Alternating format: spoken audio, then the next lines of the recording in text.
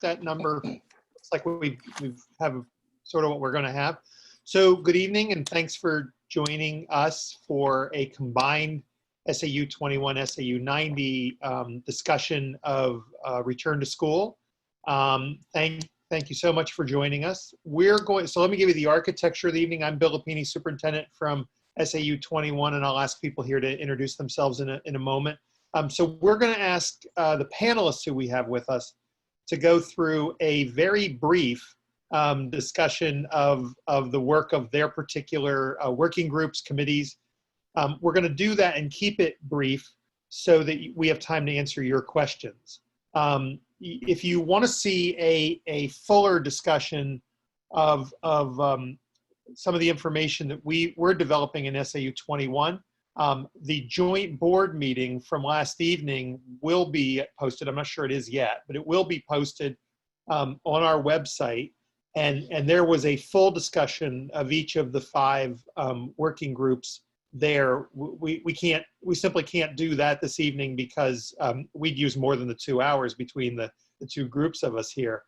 And I know Kathleen and Lois, you did a session for your board. I believe those are posted as well. And so if you want to get a fuller description of the SAU 90 work, I know it's available on their board meeting. Was that last week? Yeah, June 9th, Bill. June 9th, Tuesday, 9th. June 9th. So you can sort of view those fuller discussions here.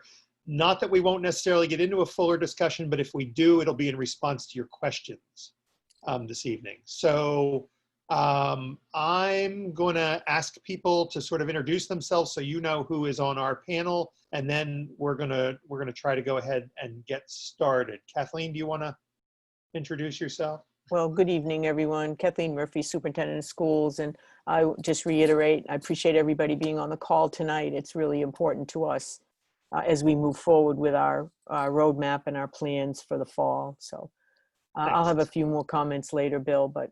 Yep, great. Lois? Good evening, everyone. It's nice to be here. It's nice that we can work collaboratively since we service many of the same families. So thanks for including us, and I look forward to our continued work together.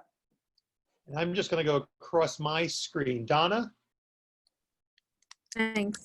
My name is Donna Couture, and I'm the Winnicott High School Extended Learning Coordinator. Thank and you. I'm heading Jason? up the post-secondary group.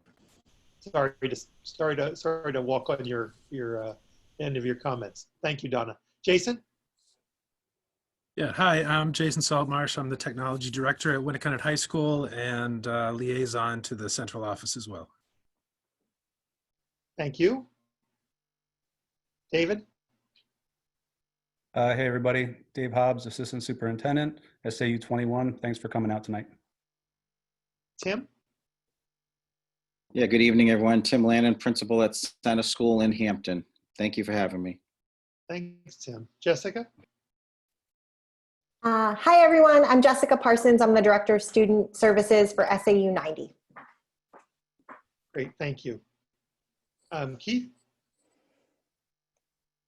You're muted, Keith.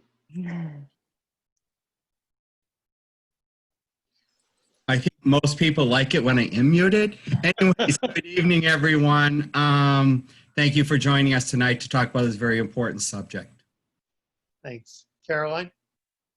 Good evening, Caroline Arikelian, Executive Director of Student Services for SAU 21. I'd be remiss if I didn't point out Rhonda Evans, who works with me in the SAU office and who has really, if you go back and look at all the videos we've been able to put together, the meetings we've been able to hold, none of that would have been possible without Rhonda. So thank you, Rhonda. Michelle? Hi, everyone. I'm Michelle Witt. I am Curriculum and RTI for SAU 90. And Matt? Good evening. I'm Matt Ferreira, Business Administrator for SAU 21. Thank you. So let me give a couple of quick opening comments, turn it over, I guess, Kathleen and Lois for maybe a couple of opening comments. Let me say this up front. There are going to be more questions than answers tonight. We've done this now with our joint board and today with our employees, and I know SAU 90's done similar sort of structure. And we are at the beginning of this work. We are waiting for, so we've had a task force working for about the last 5 weeks. We have a lot of questions. We're waiting on some state level report that is supposed to be due in a rough form, if you will, a draft form by the end of June. And the commissioner said as recently as today that it would be the end of July until they're going to have real substantial information to provide to school districts in terms of sort of an architecture of how we might open. The goal is to open. That is our goal, to get schools physically open and students back in them for the fall. But I think what you're going to hear tonight is some discussion of the roadblocks that stand in our way in terms of doing that, which we are working to try to overcome with a landscape that keeps shifting by the day. So thank you for being here. And again, I'm going to let Kathleen and Lois make some opening comments if they have them. And then we're going to start through our panelists for a very brief discussion of the work they've been doing on their in their working groups. Kathleen? Thanks, Bill. I would be remiss at not thanking all the folks that have helped us the last 5 weeks in terms of helping to develop some beginning preliminary plans about our return to school. So I want to give a shout out to all the volunteers, our parent volunteers who sat on committees, as well as some of the folks from our community and local town government folks who sat on various committees that you'll hear about tonight. So a big shout out to them. I really appreciate it. I think I can only sum it up, and I won't repeat everything that Bill said. It's obvious that we've been working very closely together. I noticed on the Q&A, someone asked what towns does SAU 90 represent? We represent Hampton, and it's a pre-K through grade 8 school, and our high school kids feed into Winnicott High School. But I think the final comment I have to make is our goal is to return to a safe, secure, and healthy learning environment for our kids, and that's what we're looking to accomplish. So thanks. I think this is a wonderful opportunity for our collaboration, Bill. Thank you. Thank you, Kathleen. Lois, anything you'd like to add before we get started? No, I think we're good. Obviously, the plans will unfold as more information is revealed, and we look forward to continuing the work so that we can make the most informed decision that we can for the opening of school. And again, I guess not to be redundant, but a special thanks to everybody who's involved, and we look forward to our continued conversations around this work as COVID-19 unfolds. So let's get started and dig in. So Thanks. I'm anxious to share. And I just want to thank you. I want to echo what Kathleen said. We've had close to 100 people involved on our task force or on our working groups. And these are people who've given up a lot of their time in very difficult circumstances to have tough conversations about these issues. So I want to thank them as well. I know a number of them are here as attendees tonight and have been in our other sessions as well.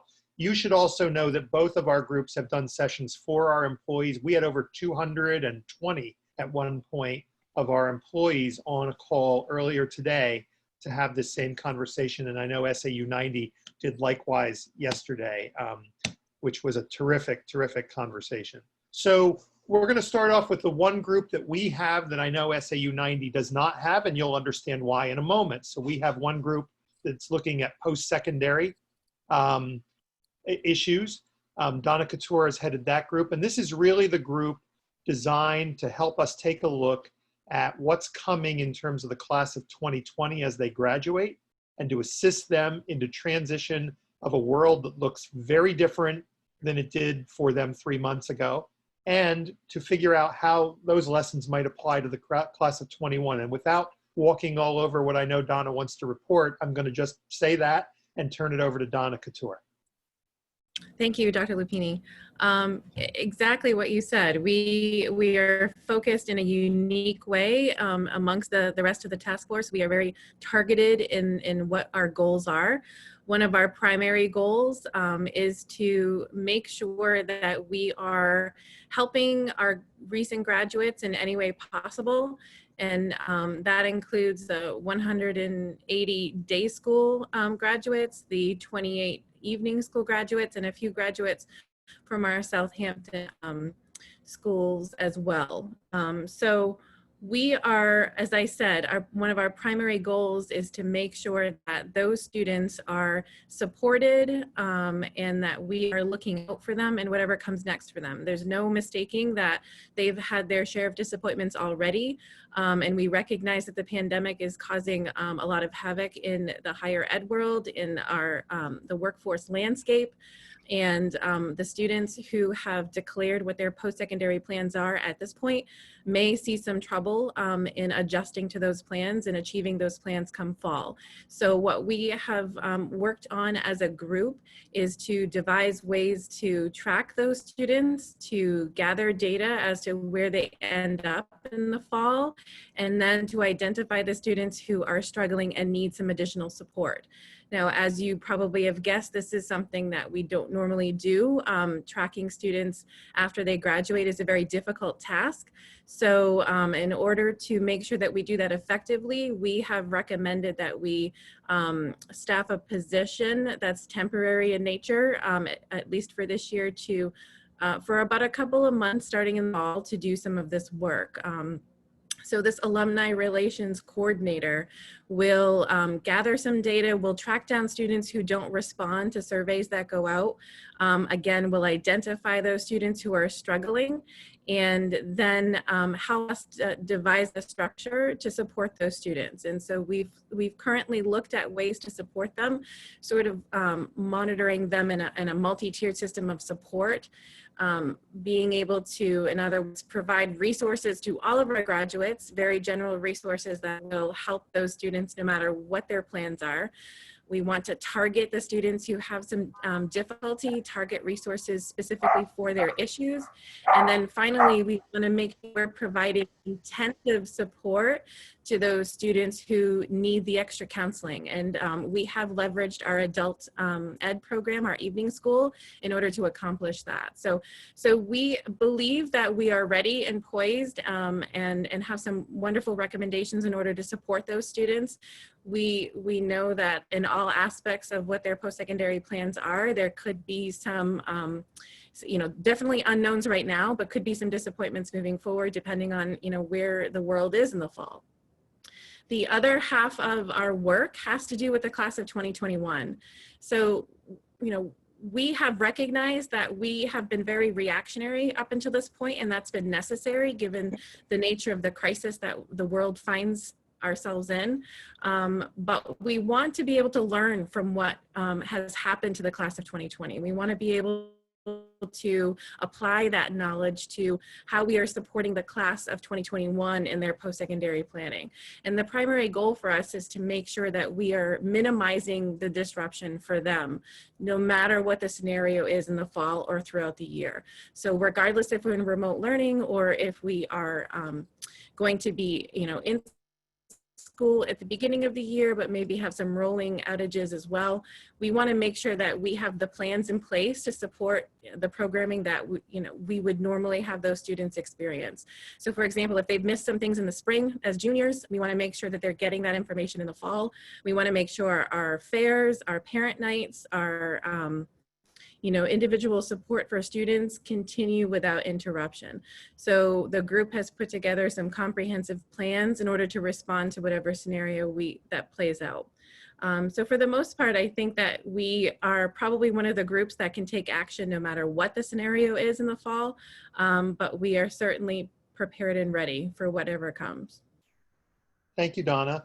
One of the things I want to say, I said to Kathleen when we talked about tonight's session earlier, is we could do an evening on Donna's group. We could actually do an evening on any of these topics. That topic is a fascinating one, and there's a lot being written about what's happening in higher ed and to the job market. And we're trying to prepare to help our graduates and our seniors from next year. If you, by the way, as we go along here, if you have questions that come up as a result of what you hear or questions that you're sort of pondering about return to school, just list them in the Q&A section. And what we're going to try to do is go through the various reports here and then go to the Q&A for the remainder of the time that we have. So with that, I'm going to go to instruction. And I think Michelle and Tim, is that you? That's you in 90, and so I'll go to you and then go to Dr. Hobbs, okay? Thank you, Bill. I'm going to turn it over to Michelle to get started. Michelle?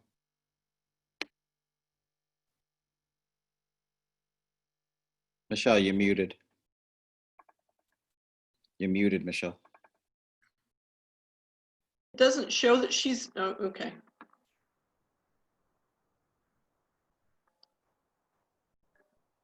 We can't hear you. Can't hear you. Let me try to help you.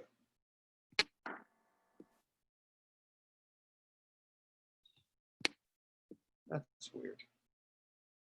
Try it again.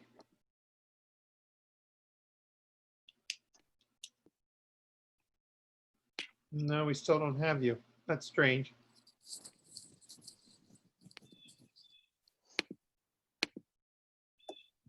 It says the host. Is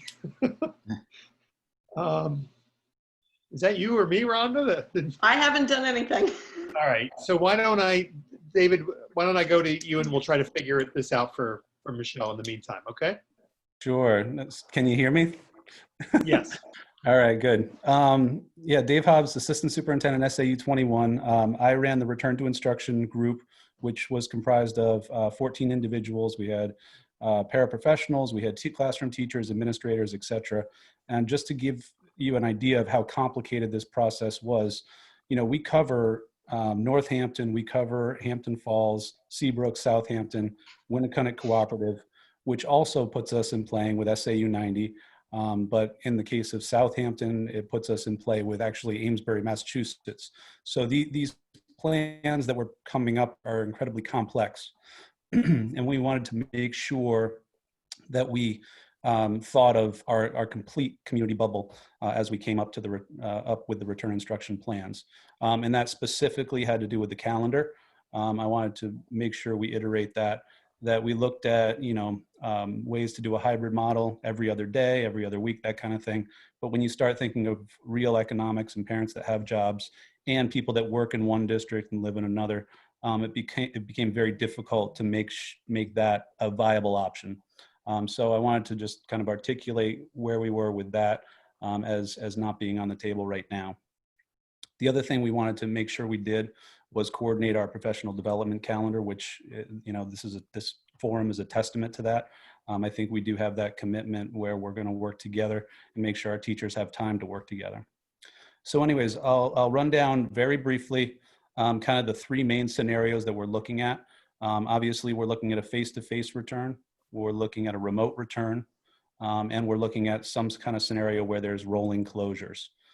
Big caveats on the face-to-face return would be, it would look like a school day, obviously, with safety provisions.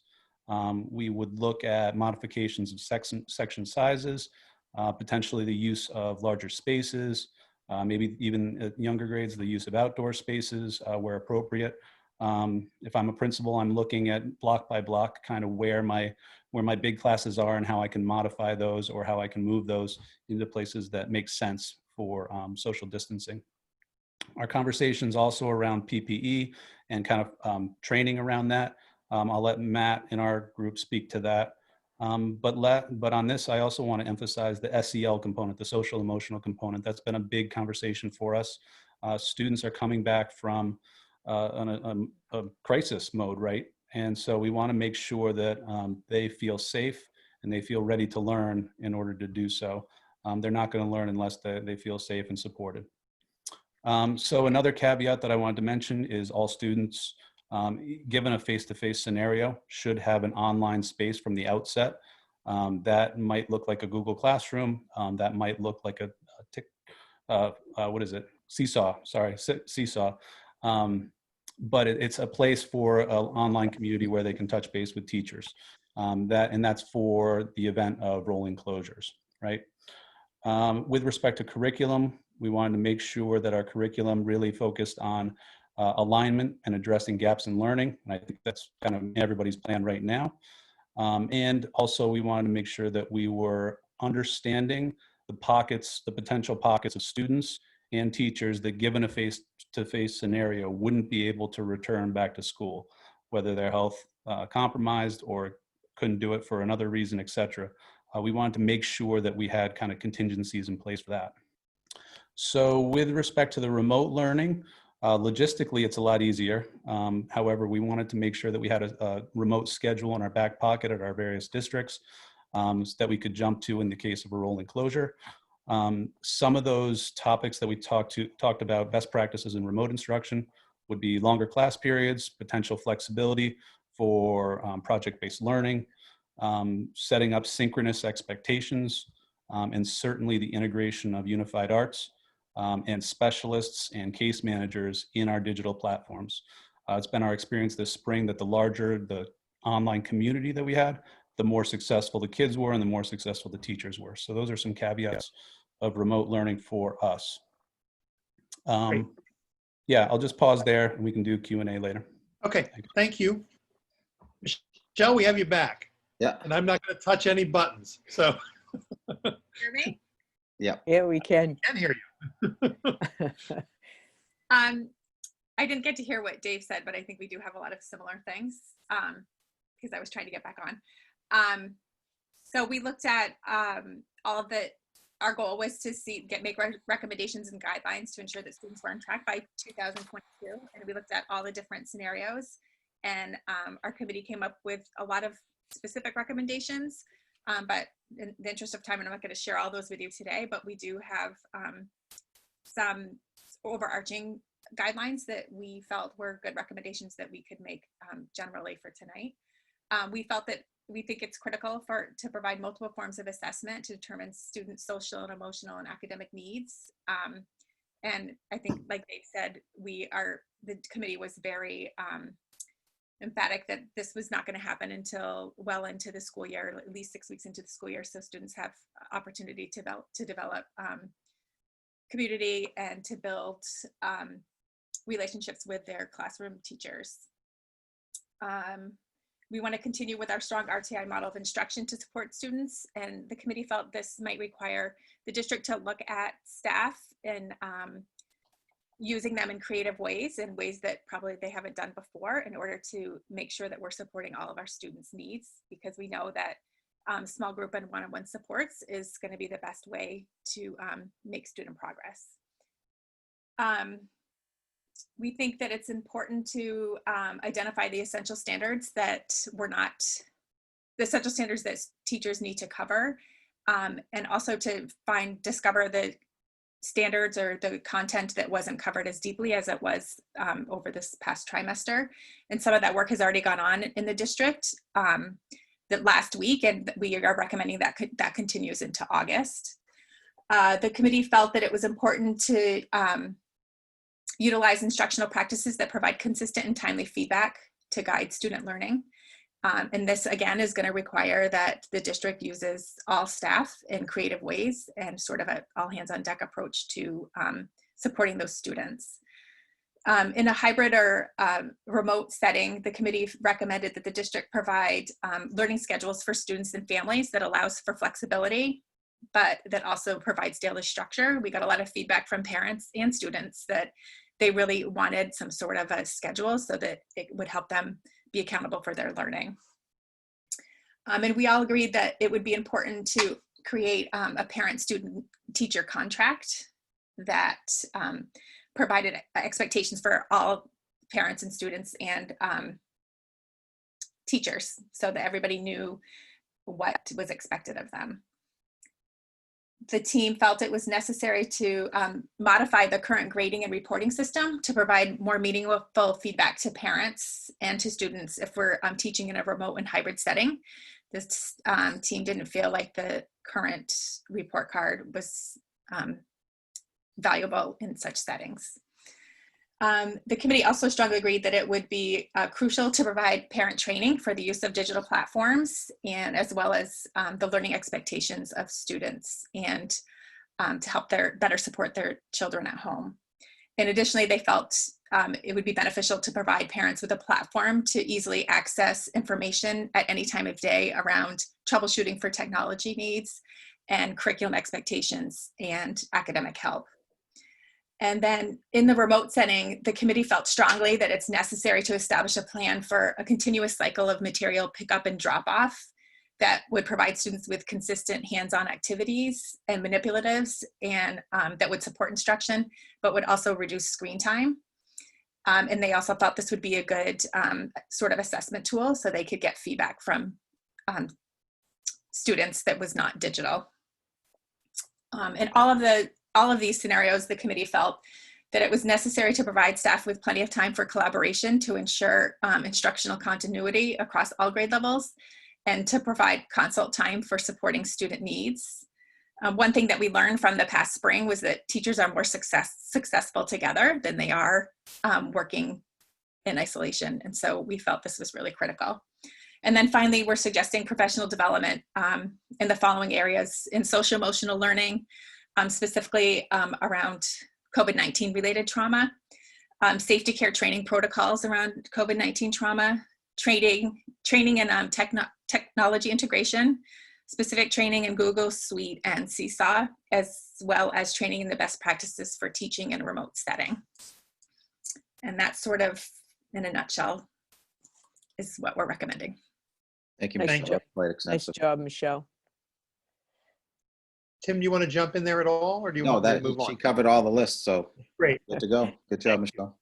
Thanks, Michelle. So the next group that both of our districts had, or both of our SAUs had, were groups around social emotional learning. I think we called them something slightly different. But Jessica, I think I'll start with you, if that's okay.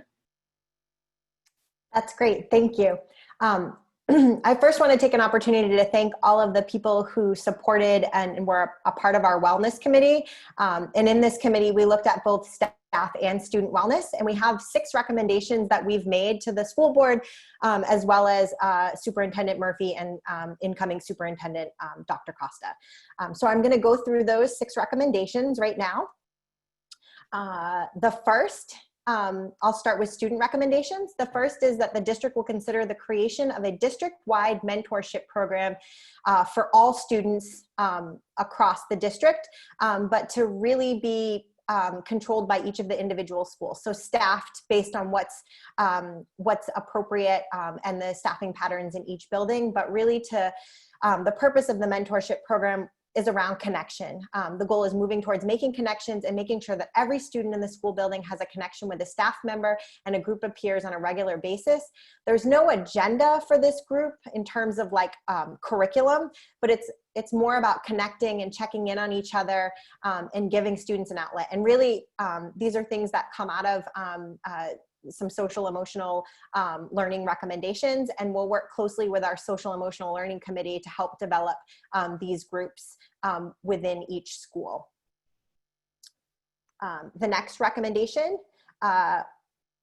is the district will consider open air classroom programs and curriculum, and the purpose of these open air classrooms or classes would be based around integrating our integrated arts and social emotional learning while addressing some of the curriculum needs. And we know that having students outside will decrease the risk of viral transmission. And it also allows for the opportunity for outdoor learning, and then an opportunity as well to embed play and connection within some of our content areas.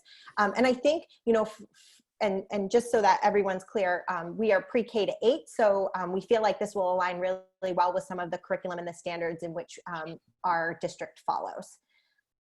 The third recommendation for students, and it's more indirect, but the district will consider providing parent support with social emotional learning training. So the purpose of this would be to coordinate in school and at home learning using common social emotional language to allow our students to be more supported in both the school and home environments. This training will allow parents to be empowered in the social emotional development of their children, and there's common language across home and school. And these 3 recommendations we considered across all 4 environments of us in our return to the fall. So whether that would be remote, whether it would be in person, we were also asked to consider a hybrid approach or in the rolling approach, but all of these student recommendations can be done in all 4 of those different learning environments. The next 3 recommendations are around staff. Because we know that it's so important that we're ensuring our staff wellness in order to ensure that we're able to, our students are in a good place as well. So The first recommendation around staff is that the district will consider sending out an optional and anonymous self-assessment tool for staff to assess their compassion, satisfaction, and fatigue levels from their work over the last 3 months. And this allows them an opportunity to reflect on their emotional wellness after experiencing an extremely stressful event. From there, they would be asked to, again, anonymous and optional, answer some questions that would help us gain some information around their needs for our reopening or returning in the fall. And then from there, we would use that optional and anonymous information to develop questions and then support individualized focus groups per building so that staff have an opportunity to participate in open discussions regarding wellness and recommendations for things that they may feel that will help support them in our return in the fall. And again, these 3 recommendations are can be are going to support in whatever way we decide to open in the fall. And those are our 6 recommendations from the Wellness Committee. Thank you, Jessica. Jess. Caroline?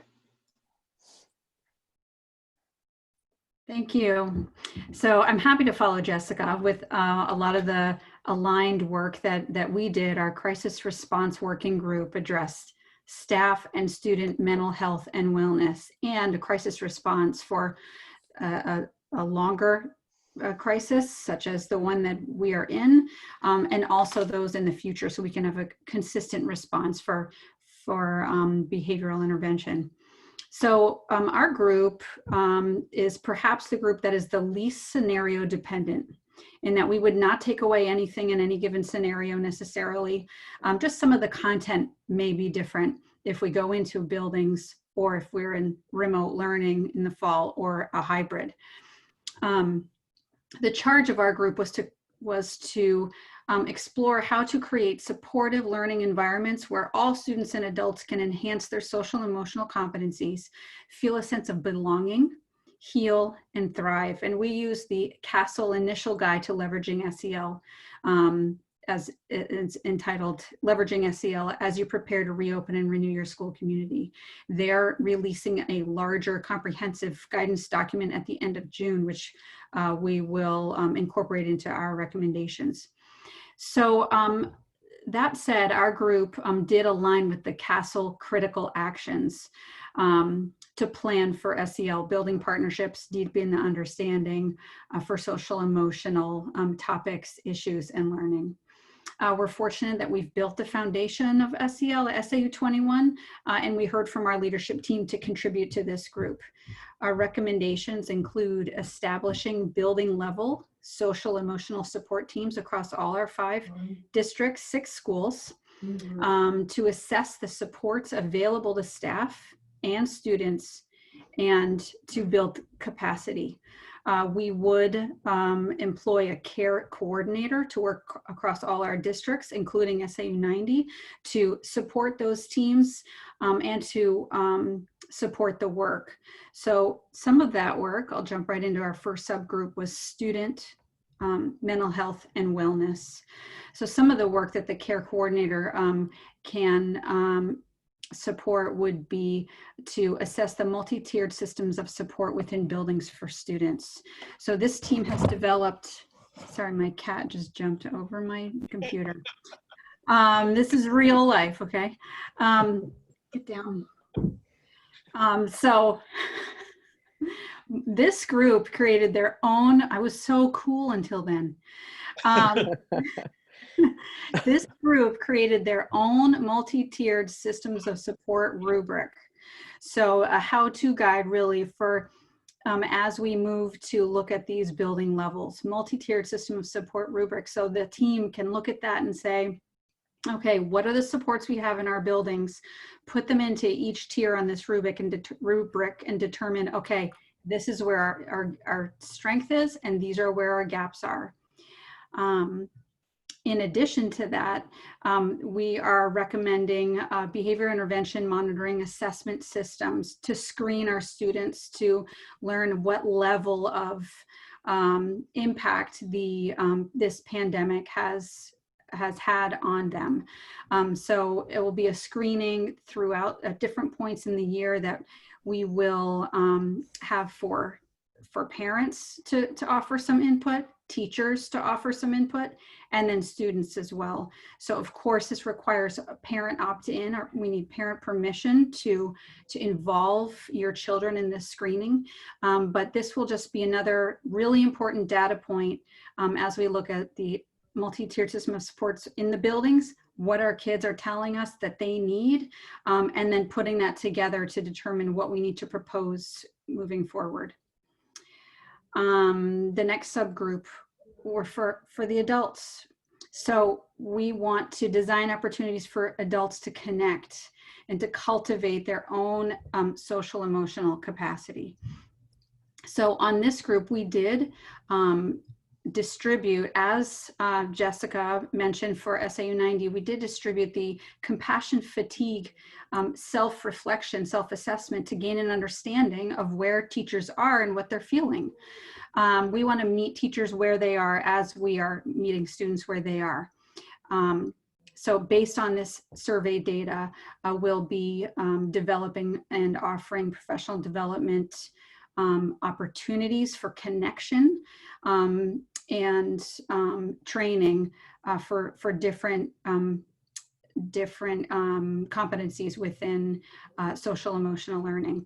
The results reflected, it's not a surprise, they reflected isolation and loneliness and craving connection. And we know connection is why we got into this business. It is the antidote for isolation and loneliness. And so we need to provide informal opportunities for staff to make connections, and also formal opportunities to make connections with training. And then finally, our third subgroup was the crisis response subgroup within our crisis response working group.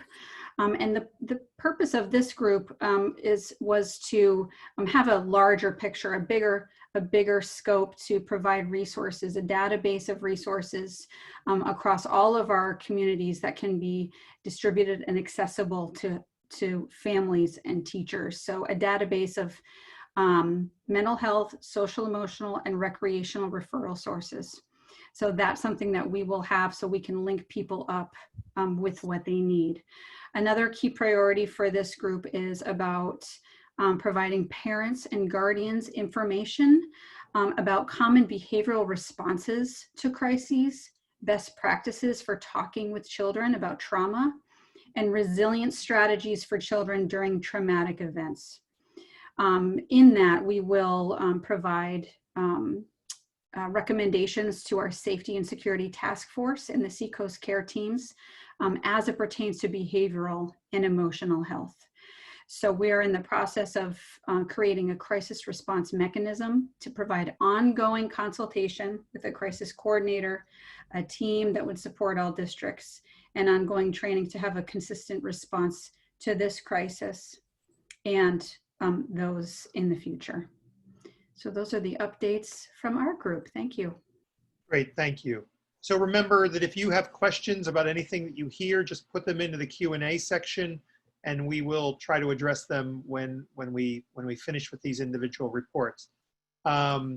Jason, I'd like to ask you to talk about the SAU 21 technology working group, if you would. Certainly. Yeah, so my name's Jason Saltmarsh. I'm the technology director at the high school. I'm also a coach there for 3 seasons throughout the year. And I have a child at the high school, and I'm a community member here in SAU 21. And the first thing I'll say is that this team here, from an insider's viewpoint, has been doing excellent work. And it's extremely difficult work because the landscape is always changing. But there is a priority here to make sure that we keep our students safe and also try to offer them a full curriculum and a social experience that they expect from their school. And so it's kind of a delicate balance, but I assure you that's priority number 1 for all of us.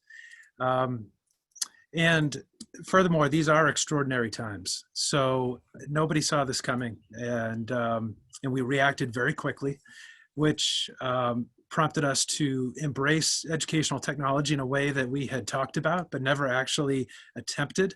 And I would like to congratulate our teachers on the efforts they put forth to continue providing an education to our kids during this time. I mean, I was impressed. I've been at this game now for quite a while, and for many years we've talked about this, and this is the first time I've seen such a monumental effort made to push things forward in terms of educational delivery. And I will be the first to admit that it has not been perfect, and it could probably even be better. But the fact that we're here and we're doing this work now leads us to a better place down the road.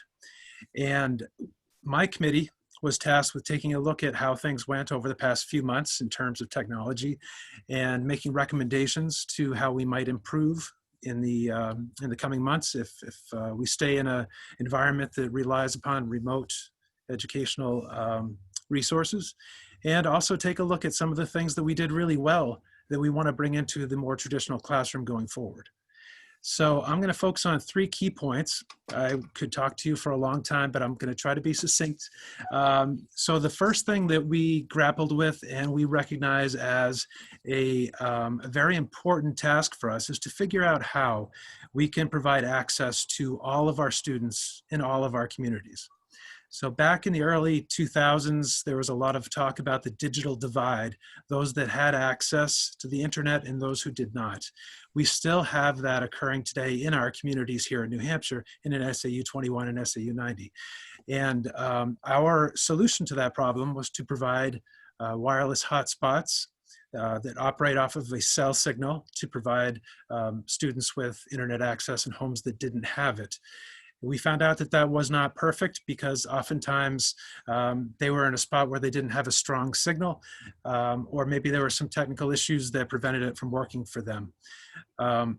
So the good news is that Governor Sununu recently announced a $50 million initiative to increase broadband for students and families in New Hampshire. He's saying he wants to push it that last mile, which I think indicates that he's looking to provide broadband access for all families, even those that maybe cannot afford it or don't have access to it now.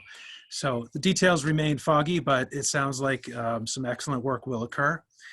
The second thing that we started to take a real good look at was just the method by which we organize our digital resources. So we put out a survey to families and we had over 700 responses, and I thank you for those responses because that helps steer our committee and prioritize things in terms of what we needed to address first, second, third, and so on. And this piece about organization of digital resources was something that I heard very often from parents. We had Seesaw and we had G Suite and we had a lot of different apps that were in use. And I think that what people really wanted was one location where they could go and see all of the work that needed to be completed for the week with links to all of those resources organized in a way that assignments weren't forgotten and kids were not confused. And furthermore, that parents were not confused when presented with all of this online work. So we are looking towards a common digital toolbox for our teachers and also a learning management system like G Suite or Seesaw so that parents know that when they need to get work done in a remote learning environment or even during a regular school year, that there is an organized place for all of that stuff. So that was loud and clear. I heard that message. The other thing we'd like to do is provide more tutorials aimed at students and parents to use these resources if you're going to be off-site and out of school. When the kids are in school, the teachers can explain how to use these things. When the kids are at home with their parents, sometimes things are not as clear and it's not as easy for teachers to communicate that. So I think the IT department can step in and try to provide some of that. And lastly, I would say that no matter what the return to school looks like, whether it's in person or it's rolling closures or it's remote, we will work to make sure that we maintain and provide ongoing remote learning options for the students in SAU 21. And I would imagine SAU 90 as well, because we recognize that some families are not going to be ready to come back no matter what. We have health issues, and we have just ideological issues that may prevent a safe and comfortable return to the classroom. And so we feel that it is necessary that we maintain options for remote learning no matter what the future brings. So that's it. I'm gonna move on here. Turn it over to Matt Ferreira. Thank you. Thank you, Jason. Kathleen, were you going to say a word about the technology work in 90? Yes, I was. Thanks, Bill. This evening, Greg Lemperis, our technology director, is celebrating his daughter's high school graduation. So Greg couldn't be with us and asked me to deliver his report and those recommendations that his committee, the technology committee, which he facilitated, made in SAU 90. Another, just a shout out to our teachers. In a very short time, we're able to come together, collaborate, and really we're thrust into an environment that they, although using some of the technology tools, they were thrust into an environment that was very different than what they were so accustomed to. So kudos go out to all of our teachers and our staff in 90, including our administrators who supported their work. Can't say enough about the parents who jumped in to support their kids in any way they could and helped us with remote learning and all of the technology. But we do have some recommendations, and so I'm going to just run through briefly the ones that came out of the committee. First is that we want to assure in SAU 90, and I'm sure this will continue in 21, with every student having their own personally assigned Chromebook device by the start of school in the fall. This starts from kindergarten right up through our grade 8. We also, the recommendation from the committee was additional technology training critical to the staff on how to use some of the tools, the Google Classroom, Google Hangouts, Google Hangout Meet, and screen recording, so that they could record lessons should a student not be able to attend at a particular time. Maybe they were sick, maybe they had a family commitment, they weren't able to be at the lesson for that day. We want to make sure that our teachers can record that lesson so that it could be played back at any times for the student. The other recommendation, and sort of aligns with the recommendation from your tech director, and that we would have resources available to the staff so that they would have all approved software available to them. Currently in New Hampshire, we have a process where all of our software is vetted. It's vetted to ensure confidentiality and meets all the requirements of FERPA and HIPAA. So we need to vet all of that software before it's used, and that is a responsibility of the tech department, and they will pursue that as the summer comes upon us. Again, kind of in line with what you were talking about at 21, we want to be able to purchase some additional hardware available to facilitate various instructional models that feature social distancing practices. So, we know and recognize that we possibly could have students that are still at home, others are in school, and we need to be able to have the appropriate equipment so that those youngsters can can be a part of the classroom instruction and lessons. Again, they're going to be looking at various equipment that will support that effort. Again, a lot of resources available to both the teachers, the students, and the families. Things like WeVideo, Edpuzzles, Screencastify, all of those things will be available resources to students, teachers, and parents. Resources and support for families to assist them with their students at home in the remote learning environment. Some of the issues that we had were the difficulties of using Google and not having been accustomed to it. Perhaps they were using Microsoft products or other Apple products that they were not accustomed to. So we want to make sure that they have available instruction and resources to help them through that with the youngsters at home. That's if we go to remote learning. And last, uniformity in resources, presentations, schedules, and access to our technology. So those will be the 6 or 7 goals that our tech department will work on this summer. Thanks. Great, thank you. Keith, I'm going to go to you to start talking about operations issues.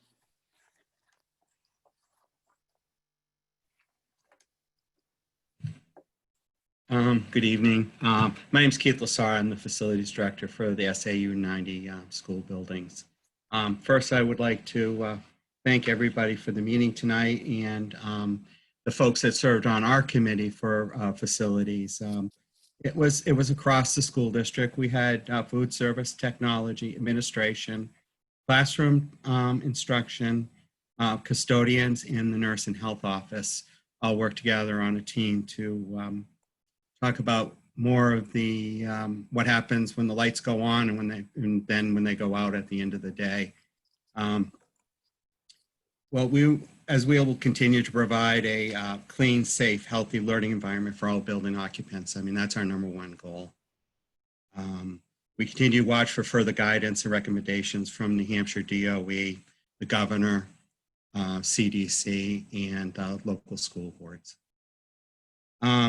We're training our staff on current and evolving cleaning protocols to fight COVID-19.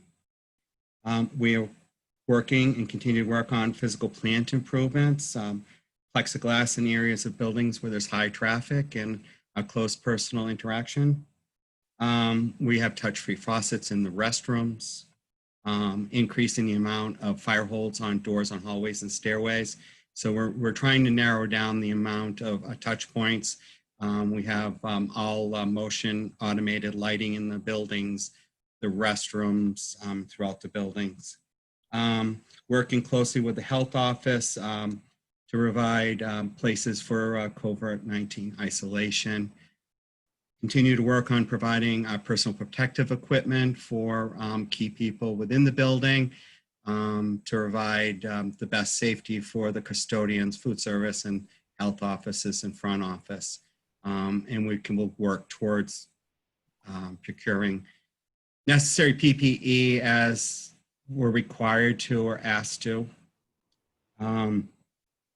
We've talked a lot about how personal safety and how that's important for everybody in the facility, and that to remind people that COVID-19 is still here. You need to wash your hands. You need to wear a cloth face covering because it is not gone. I just want to state that that's very important as I see less and less people wearing face masks. I see the social distancing to be relaxed. I just want people to know that COVID-19 is still, unfortunately, alive and well. We are adding new tools to our tool chest for the frequency and the cleaning techniques. We have procured, well, we're on the waiting list. I don't know exactly when we'll receive them, but the electrostatic equipment, and we'll be using a special cleaner, disinfectant that will be applied to all areas of buildings that are necessary at the time, and more than likely each evening after the building has been evacuated for people other than the custodial staff. Our real goal is to make sure that we keep COVID-19 out of our buildings and make sure that it's safe for every occupant. And I'm sure that's true for every facilities person. But anyways, thank you very much. Thanks, Keith. And let me move on to Mr. Farrar. Matt. Good evening. So I was fortunate to work with a really great team, like all of our teams, to develop the operations related recommendations for SAU 21.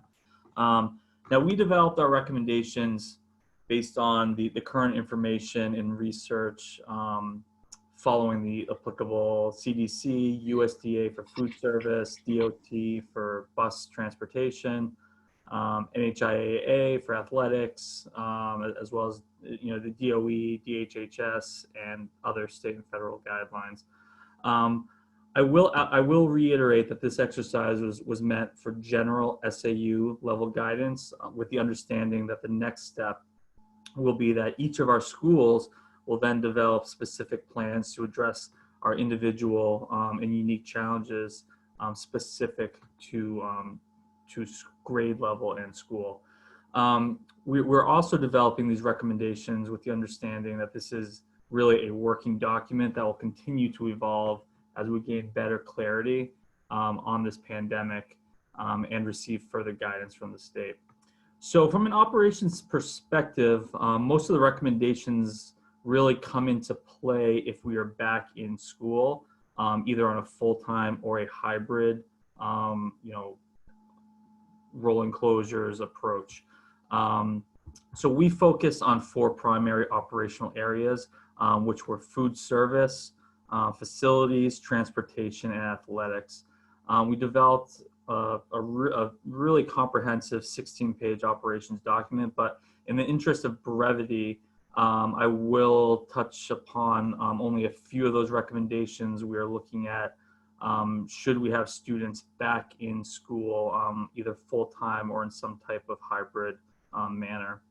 So really the major challenge for in-person school is the social distancing. We simply do not have the necessary space in our facilities, nor the number of buses to maintain the current social distancing guidance of 6 feet. We just don't have that infrastructure. Our typical classroom can accommodate 9 students approximately, and a teacher. Our typical 80-person bus can accommodate approximately 13 students and a bus driver. So this is a logistical issue, and this does not account for a student's proclivity to gather together, to interact, and generally be in close proximity to each other. So as such, social distancing is a major concern and an obstacle for any type of in-person model.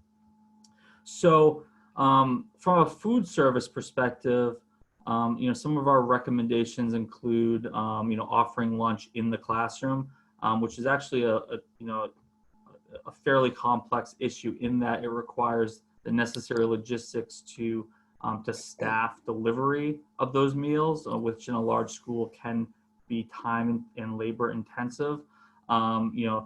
The staffing to supervise the students during lunch, as teachers are afforded a duty-free lunch. A manner in which to accommodate an allergen-free area within the classroom, and then the cleaning and disposal of the trash after lunch is complete. From a facilities perspective, we took a look at, we're recommending to implement daily and nightly disinfecting and sanitizing schedules for our custodial staff. We looked to implement a procedure for all of our students, staff, and visitors to conduct a self-screening prior to entering any building, as well as a standard procedure of hand cleaning and sanitizing each time a student or staff member enters or exits a classroom or a building. So the CDC advises requiring all staff and visitors to wear face coverings, as well as recommending students to wear appropriate face coverings if possible whenever on school property. And this is certainly an area that we are continuing to monitor as we go forward. Additionally, we will want to provide some isolated areas for staff or students who may have presented symptoms while in school, as well as develop a protocol for staff and students to return to school after a positive test. So that would include contact tracing, some type of self-quarantine, and then testing to re-enter. From a transportation perspective, we'll be looking to send out a parent survey at some point this summer to estimate ridership levels. Again, this is really important when we look at our social distancing guidelines and how many students we can fit on a bus. Currently, we are not allowed to install plexiglass barriers or other modifications in the bus, but we will to increase that ridership. But we will continue to look at different options that are allowed by the Department of Transportation to increase those ridership capacities. NHIAA ultimately has the final determination on whether athletics will occur. However, should we have a sports season, we would follow, those NHIAA and CDC social distancing guidelines, and we'd be looking at, potentially social distancing our athletes on the sidelines, as well as looking at social distancing our spectators in the stands. We'd be looking at areas such as live streaming our events whenever possible, so that parents could watch from home. So that was a real quick rundown, and then again, as a quick summary of the type of operational areas that we're looking at. Again, when considering these recommendations, we really need to keep in mind that the structure and process will need to be different for elementary, middle, and high school. This is based on different structures related to physical space, scheduling, the financial impact, as well as staffing levels. And I will reiterate that this is an evolving situation, and we are treating these recommendations as a working document that will evolve with the guidance we receive from the state going forward. Thank you. Thanks, Matt. So I'm going to start taking us through the questions. Hey, Bill, Yes. could I, we have one more committee. Oh, sorry, I thought, We have operations, which Lois is going to report out on. sorry. That's okay. No problem. In fact, it's very closely aligned to what Matt, you shared. So I won't be redundant, but I know Keith mentioned facilities, so I won't have to get into that. But as you said, Matt, the operations includes food service, transportations, athletics, facilities, as well as outside agencies that might also use our buildings. So I won't go into facilities because I think Mr. Lassard did a great job with that. But just to touch briefly on food service, I think many of the same concerns regarding breakfast and lunches in terms of how that would be delivered. That would all be ordered beforehand with choices of a hot or cold option. Obviously, adherence to CDC guidelines for the workers and considerations for how we would go about feeding students in classrooms for lunch, but yet being able to feed them for breakfast in the cafeteria because of the numbers. So that was something we discussed with Mary Borgard, Ford's food service director. We had a nice conversation with Stacy Morse from First Student, and they are ready to respond. And drivers will be trained regarding CDC and state regulations, following all rules and sanitization. We'll be working together to develop routes. To your point, we definitely need to have some kind of a survey to determine what the ridership would look like, given in fact the social distancing and the number of students that can actually sit on a bus. So something that we have our work cut out for us probably sooner than later.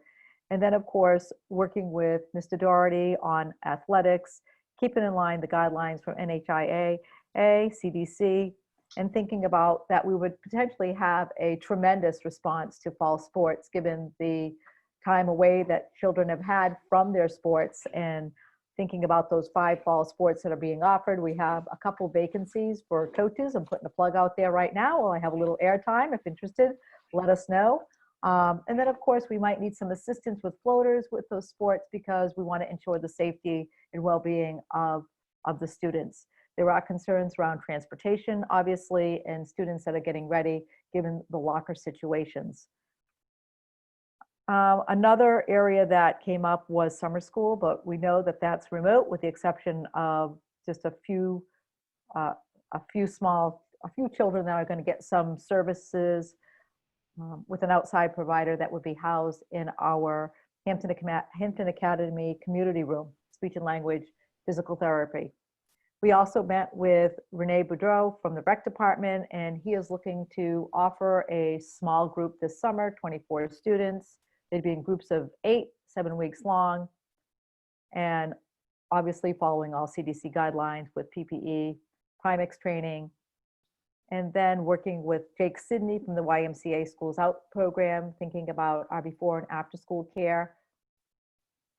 There were 4 other areas that we also addressed as part of our logistics, thinking about our calendar and potentially moving to an hours model where students in elementary school would have to have 945 hours, whereas middle school would need 990 hours. If we were able to do that, it would bring our calendar down to 175 days, allowing more time to front load professional development for our staff before the start of the school year. This would allow for teachers to have the time that they might need to talk about curriculum, instruction, teaming. It would also give us time to do the necessary required training every year around bullying, sexual harassment, equity, et cetera, et cetera. We also talked about attendance, where everybody felt there needed to be clear expectations with regard to attendance. We specifically are recommending that there be some flexibility, but yet a schedule that would mimic a schedule that would be in the classroom, perhaps revised. We also had our nurses who are going to assist with absenteeism and returning to school. We talked about a screening process where staff would be actually pre-screened before they actually entered the campus. They would do this from home, where they would be responsible for answering those 5 questions regarding their health. And there would be signs posted on the doors so that any visitors that were entering the building would be sure to have those 5 areas, so that we were not letting visitors on our campus without being sure that we're asking those important questions. We also spoke about substitutes, the same for them as well, where there would be a questionnaire that would have to be completed prior to coming to the school, so that we would ensure that people who were on campus had were in good physical health. The other area that we did speak about was, I think that might have been it, calendar, attendance, schedule, screening process. Kathleen, was there anything else? Just trying to give a brief overview, but things that would obviously need to be considered as part of the logistics with regard to COVID-19. Yeah, I think the only comment I would make is in the screening process, we have to be very careful. There are HIPAA rules that we have to follow that around any medical issues. So we have to be very sensitive to that as we screen, take temperatures, and isolate students who have any kind of symptoms that mimic COVID-19. And I think everybody's talked about that. I know Jason talked about it. Matt did, so that we can ensure that youngsters are taken care of properly. That was great, Lois. Thank you for doing that You're tonight. welcome. My pleasure. Thanks. Bill, I think we've covered all of the folks on our SAU team. Great. Thank you. So I'm going to go into the questions in a second, but I want to say a couple words just that sort of repeat, I guess, in a way of some things I said at the beginning. So first of all, I think one of the key takeaways that you will see, I'll go further than what Lois just said about calendar.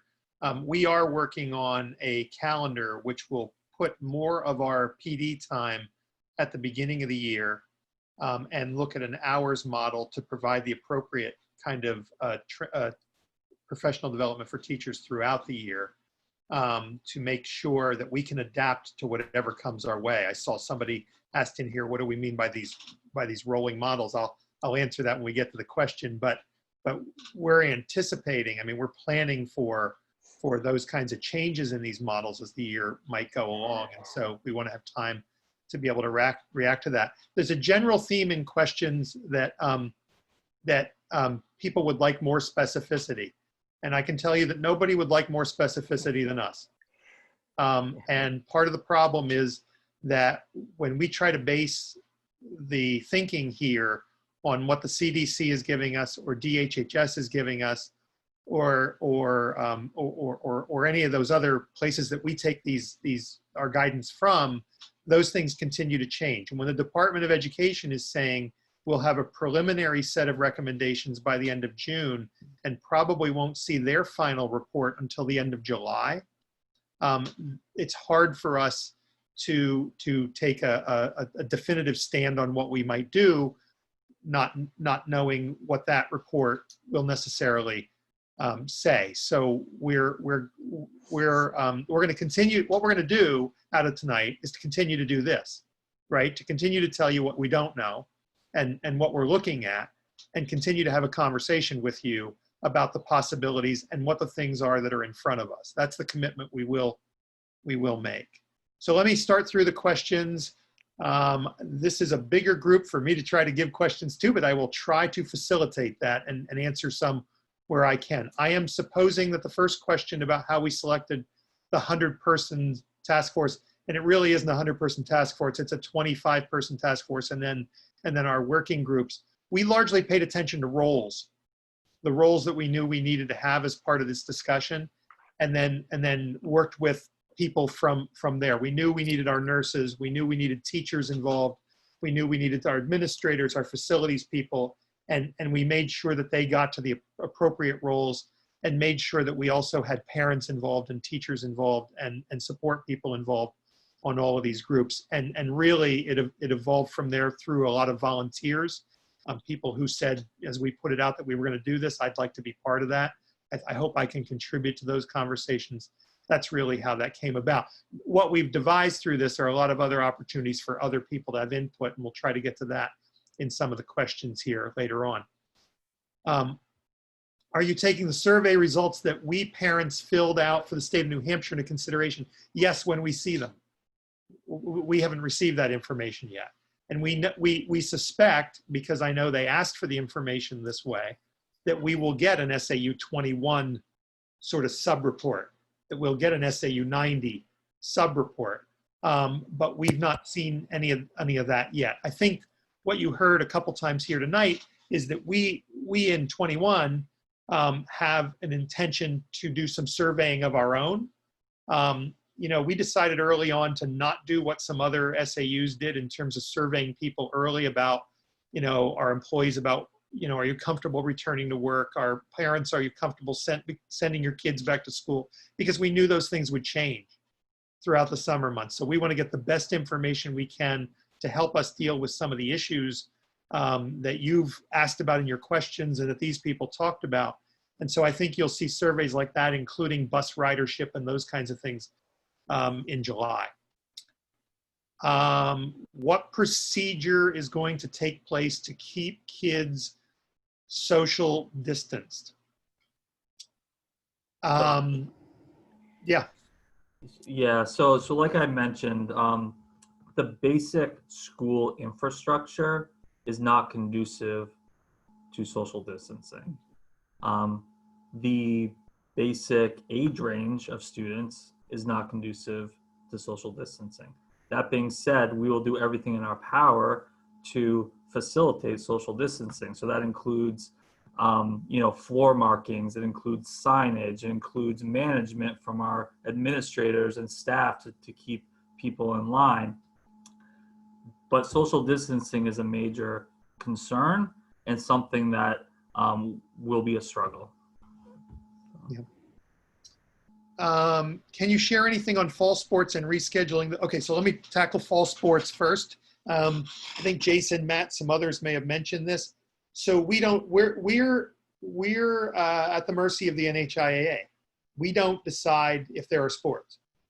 They do. So we've heard in other states, I can give you this much, and I'm not suggesting this is what's going to happen in New Hampshire. There are other states that are talking about rearranging when sports are offered to make sure that they're offering sports in the fall that are less contact. One example I heard was moving baseball to spring or to fall and football to spring for the coming year. So we know that those conversations are going on in other states. We don't know what the conversations will be here. Rescheduling the junior, I don't know. I know I talked to Mr. McGowan as recently as today. And I know that there's still a conversation about a junior prom and whether it would be combined with a senior prom or held separately. I simply don't know yet, but I know that is on their radar. Are there thoughts on class sizes in order to keep kids safe? This is what Mr. Ferrara and others here have talked about, right? That the big elephant in the room in terms of the conversation for us, as these people have heard me say way too many times, is that to socially distance appropriately in a classroom right now means we'd have about 10 people. To appropriately socially distance on a bus means we'd have about 13 people. Nobody's giving us twice as many classrooms as we have now. And as best I know, nobody's giving us the budget to pay twice as many teachers. So that's the issue. If these are the parameters, that creates a challenging set of circumstances for us, which is why we want to know how many parents really do want to will send their kids back to school, how many of our staff members are comfortable or have underlying health conditions and wouldn't be comfortable coming back. That's why it's largely dependent on some of those pieces of information. And for every person who says to me, we don't want you to look at a hybrid model, which would be every other day, when you look at the simple math of what I just laid out, that's the challenge that we have in front of us. Does New Hampshire have online school options for elementary? I don't know. I'm going to look at my colleagues for that. I'm supposing what someone's asking there is about a VLAX. Right. I think, Bill, that we've seen VLAX open up a little bit more. We've seen more middle school curriculum that is available, but we haven't seen the real young programs for, our preschool and our first, second, third, and elementary classes. So I know that they're very active in trying to support us in remote learning. So perhaps we'll see that. But at the present time for elementary youngsters, grades K through 5, we really haven't seen anything. Great, thank you. What are the procedures when there's a sick child in the classroom? So do you want me to jump in? We talked about, Keith talked about it. I think Matt talked about it. We all are identifying, I don't like the word isolation, but a room that is closed off to the rest of the building in the nurse's area so that the nurse can monitor that student. But we clearly, if they come in with symptoms, we absolutely feel, and by the way, teacher or staff member or student, we need to isolate them immediately and take the immediate precautions and contact families so that the youngsters can go home for the time until they are ready to come back. Yeah, I think what I can say for both of these SAUs is that you will see a set of procedures. You will know as parents what they are, and they'll be published and very open to people, right? In terms of the procedures themselves, not in terms of the individual cases, because as was said earlier, we're dealing with people's medical information and all of those kinds of things. I'm concerned about our incoming 9th grader. Starting high school is a challenge under normal circumstances, and COVID presents another challenge. I absolutely agree. Can you give us an idea of what you've been exploring to make the transition to Winnicott High School be as smooth as possible? So the conversations we've had to date, right, have been that we are trying to replicate all of the incoming experiences, even if we have to do them in a remote platform or a hybrid platform in smaller groups or whatever. That's been the conversation. That's the framework that the high school is doing that planning within. So I would guess you're going to hear soon, as soon as we get through graduation, about some of those issues involving bringing in 9th graders and whether there are certain things that we can do with smaller groups in person, whether there are certain things that have to be done online or in a remote situation, all of those kinds of elements. And we're looking at, we haven't taken any, sorry about that. We haven't taken any of the normal activities that are done for incoming 9th graders and said, we aren't even going to try to replicate this. All of them are on the table. All of them we're trying to replicate in one form or another, whether it be small group or remote. Can I add one thing to that, Bill, that might be helpful? The fantastic program that Winnicott offers every summer for rising freshmen is C to Summit. And their website is c2summit.whs.org. It's SEATO Summit WHS.org. It will be all online, but it's a summer enrichment for incoming freshmen. And then of course our Fresh Start program, as you said, they're still exploring how they can offer that. Thanks, Caroline. Caroline, this one for you and Jessica, I think. Can you speak to each school's approach? I don't know if we can do that necessarily for SEL for students upon their return to school. So I can jump in on that. So I think this fall it will look a little differently in that I think that schools will want to increase it. So they'll be looking at what they already offer in Tier 1 as far as the curriculum, their zones of regulation, you know, whether they use responsive classroom or open circle. All of our schools use a curriculum. All of our schools have an approach to social emotional learning that's already been going on. However, this fall, it's hard to say at this point how they're going to open up and use these things for kids. But that's something that the teams will be looking at first and foremost, whether we're remote learning or in buildings. Jessica, do you want to say a word to this?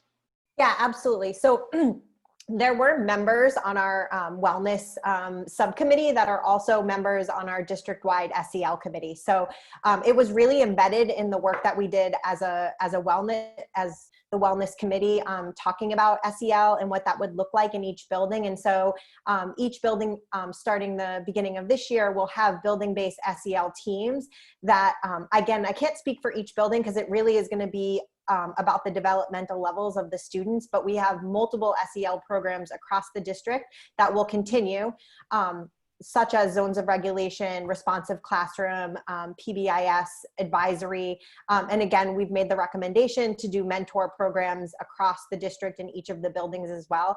But I also know that Dr. Costa serves on the SEL committee, so she's been a big proponent of this, and will continue to work with the SEL committee to ensure that that SEL is the goal of the committee. Also is going to work closely around COVID-19. In addition to that, we are a trauma-informed district, so a lot of the practices that we do are going to be helpful in terms of the return to school for the students in the fall as well. So it's really embedded into the work that we're doing. I can't speak again to the specifics of it, but we are making sure that we're looking at it through not only an SEL lens or a social emotional lens, but we're also looking through a trauma-informed lens as well. Thank you. So the next comment is, I'd like to encourage the district to allow families to choose whether they go back. If you feel safe, go back. If not, remote learning. And then about there's a comment about calendar.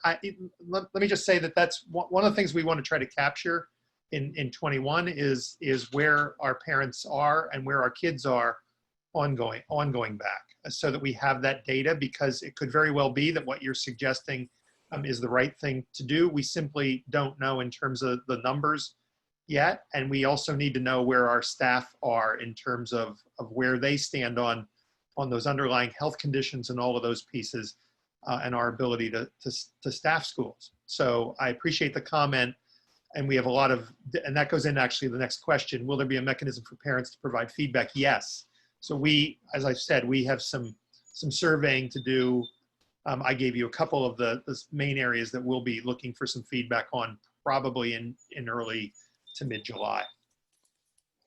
Rolling closures. Yeah, so I'm just going to quote Dr. Fauci, I think. I'll get this sort of right. Rolling closures have to do more with opening schools, businesses, whatever it may be, but let's talk about schools. That's what we're here to do. And what happens with data in a particular area, or infections within that entity itself, which may cause it to close and go into remote.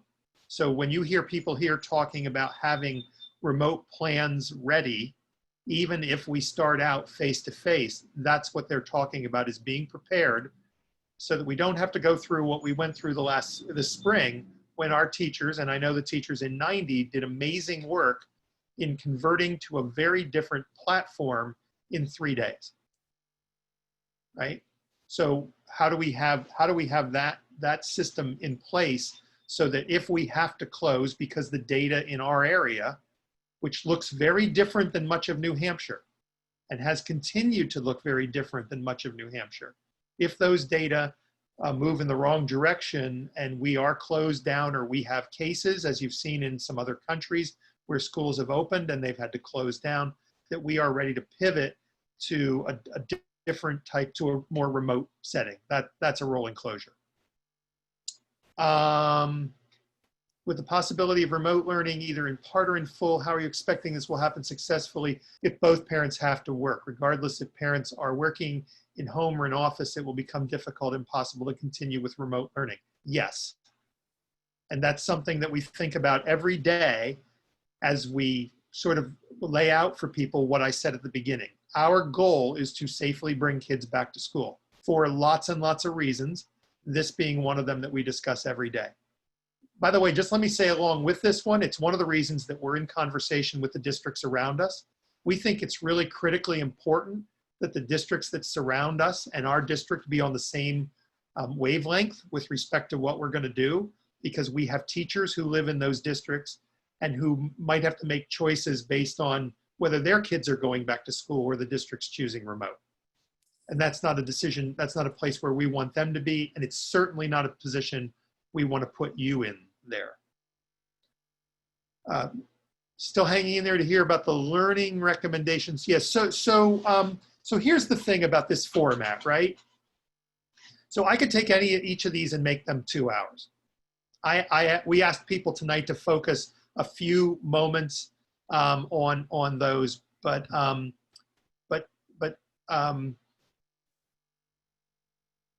I just want to look at some of the rest of what you've said. I think Dr. Hobbs mentioned earlier that we are looking at schedules. We are looking at accountability for teachers, students, and that accountability sheet talks about what are the expectations of all the people involved in this. We know, and we've had this conversation throughout the task force, that we need to do more face-to-face learning. Right? And we set a minimum this time, and we've had conversations that number needs to move up if we end up in remote. So David, I don't know, you can see the question if you want to readdress or address part of that. Yeah, and thank you for the question, because it's an important one, actually.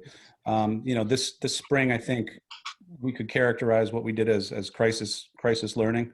Frankly, we learned a lot, and parents learned a lot throughout this process.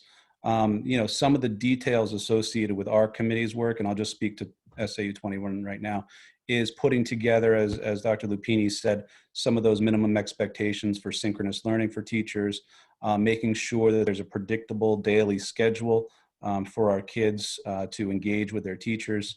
And you know, the notion that, look, our job isn't just about content delivery. There's something that happens when you're part of a classroom and you're able to synchronously interact with your teacher in a two-way kind of a way. So yes, those are all on the table. We actually put together sample schedules. So we're an SAU team, right? And we have 5 different districts. We put model schedules together that are remote learning schedules that emphasize longer class times, a little bit of variability. However, that's the limit of our SAU-wide committee.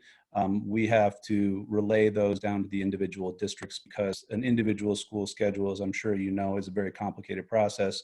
And we found our limit as an SAU committee doing that. But the points ring loud and clear with us. We need a schedule, we need synchronous learning, and we need an interaction with our kids, because that's what we do, and that's what we need to continue doing. Michelle or Tim, do you want to say a word about this question? I would agree with David. We talked about that in our committee. Our committee didn't get that far yet. We did talk about having a minimum amount of synchronous learning time, and we talked about schedules that developing schedules. We didn't get quite to that process yet of creating schedules, but we are in agreement. Tim, I think you could speak to this too with what Dave said.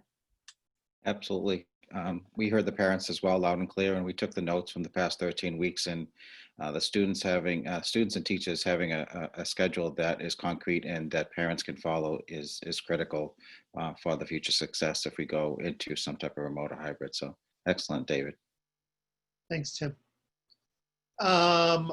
Jessica and Caroline, I think this one is for you. Yeah. Continue with the question about remote learning in part or in full. how will that work for children who have special needs? Jessica, jump in.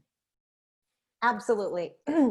So one of the biggest things that we tried to ensure over the last 3 months is communication, and our case managers communicating directly with families around trying to figure out how we can ensure students are getting the services that are on their IEP. And that looked different for every kid. But I think a continuation, if we go back to remote learning in the fall, is that communication will be key, reaching out to families to schedule those remote sessions.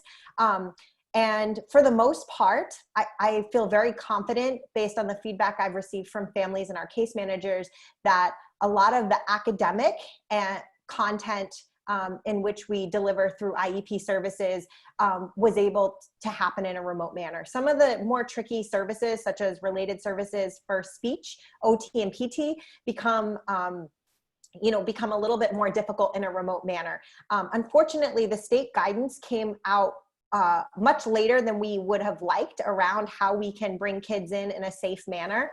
And so if we have to continue to remote learning in the fall, we have begun to start planning and bringing in, because the state had allowed this from the beginning, is small cohorts of children to get their special education services. Unfortunately, like I said, they didn't give us a lot of guidelines around that. They've come out now with some more guidelines from the CDC and Dr. Chan. And so the hope would be that for some of those students needing more of those significant services in special education, that we may be able to bring them in small cohorts to be able to receive their services. Transportation gets tricky. But those are things that we're starting to plan for and look at. I think we've learned a lot over the last 3 months in terms of services. And again, communication is key with families. I think we've gotten a lot of kinks out of the remote services. So I feel confident that we can continue to provide special education services in a remote manner. And those more severe, significant services that need in person, we're looking at ways that we can provide those in small cohorts or one-on-one in one-on-one cases. Caroline, you want to add anything to that? Sure, yes, absolutely. Well said. I also feel confident that we can deliver these services, and in fact, we're going to be in touch with all families to determine how we can work with them next year. When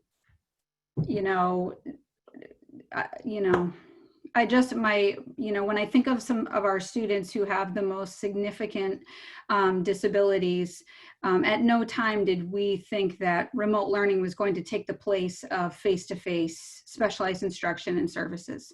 So it's for these students that we want to be back in buildings as quickly as possible, however, as safely as possible, because some of these students also are the ones who have the medical fragile issues. They have very significant health concerns. So those are the pieces that are weighing on our minds as we're planning.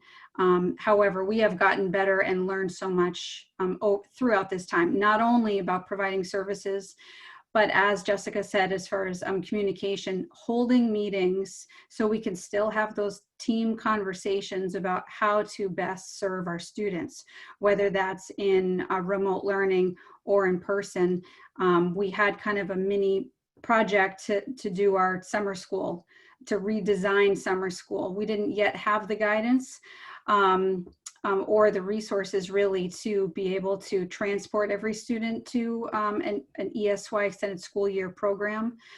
However, the special educators and related services did a phenomenal job redesigning different models for remote instruction ESY in all of our districts. Some are a tutoring model, some are one-to-one, some are groups, and then they split off into smaller groups with our educational associates. But it's that kind of creativity and communication that's going to continue into the fall for our kids, so we can make sure that we're providing those services with fidelity long-term. Thank you. Here's something I learned when we were doing these earlier in the year, just after the closure, that I was doing a very poor job facilitating if, as we were answering questions, the number of questions was still increasing. That said, that the facilitator was not doing a very good job. The facilitator is not doing a very good job tonight in getting us to these questions. So I'm cognizant of having about 20 minutes left and getting through at least many of your questions. So this next one is, what happens with SATs for the class of 2021 that they didn't take in the spring if we don't return in the fall? That is a very good question. That date is scheduled right now for the fall. Donna, it looks like you may have a response to that. Sure. So we are, recently the College Board announced that there's no online version of the SAT. And we were scheduled to be a test site in August for approximately, I think our capacity would be 160 students. So the question is whether or not the school will be open and will be able to host that test in August. We also administer the SAT and PSAT school-wide in October. Again, it's a question as to whether or not we'll be able to provide that test if we're under remote. So those factors, are certainly at play, but we will say that the higher ed folks have heard that this is an issue, and many institutions have already waived the test as part of the application requirements, and more will come. And so one of the things we want to make sure that we're doing is alleviating the anxiety our students are feeling not being able to take that exam, and we want to communicate that information to them as soon as we have that. So there is a website that's available that we will be distributing that has a list of those schools that have currently waived that requirement, but we'll sort of see how things play out in August. It's more than we saw in the paper last night in an article about Harvard, which is one of the latest to waive the requirement, at least I think that it's now more than 50% of the colleges and universities in this country have at least temporarily waived the requirement. Kathleen, you look like you wanted to say something. No, I was just going to try to jump in on the next question. Okay. So we got to get through these. Kathleen? So we met with the bus company for a student. We actually had a meeting today with them. They are following all the CDC protocols. They know the issues around social distancing. The drivers will be trained before the year starts out. They've already been committed to that. In addition to cleaning the buses as the youngsters come on and leave the occupancy of the bus. So they will follow the same protocols that we use in the schools in cleaning and training. We talked about whether they would wear a mask or not. They feel that could be detrimental to driving, wearing glasses and fogging up with a mask on. So, but they are pretty much separated from the youngsters. So, but all the protocols will be in place for the buses come the fall. The biggest issue, Matt said it, Lois said it, we can only do about 13 youngsters on an 80-passenger bus. So that's going to mean double and triple runs in order to get all the kids to school. We intend to do a survey to see what parents would be driving their youngsters to school and see if we couldn't reduce those numbers so that we could get them into school in a timely fashion. Because I'm channeling Matt now, because budgets won't support right. Run. Can't. That isn't going to happen. Yeah. Right.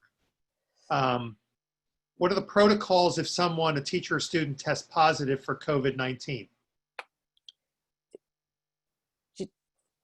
Just like what happens now. I mean, they are quarantined. They will not be allowed into school with those conditions. And so until they have a positive test, a test that says they're negative, I'm sorry, that they will not be able to return to school. And because obviously that's still a question mark. So we would follow that, which is what they do in businesses and around the state. So. Yeah. There's a bunch of questions here about masks, and Matt, somebody picked up on what you said, which was very clear, that about masks being required for adults, and I don't believe the word was optional, but recommended for students. And so there's a number of mask questions. Will we provide masks? What's with what you said about required and recommended? Those are the protocols right now that we have in front of us. Will we provide all kinds of questions about masks? So would you like to, anybody, I guess, Matt, we'll start with you. Would like to talk about masks, please? I'd love to talk about masks.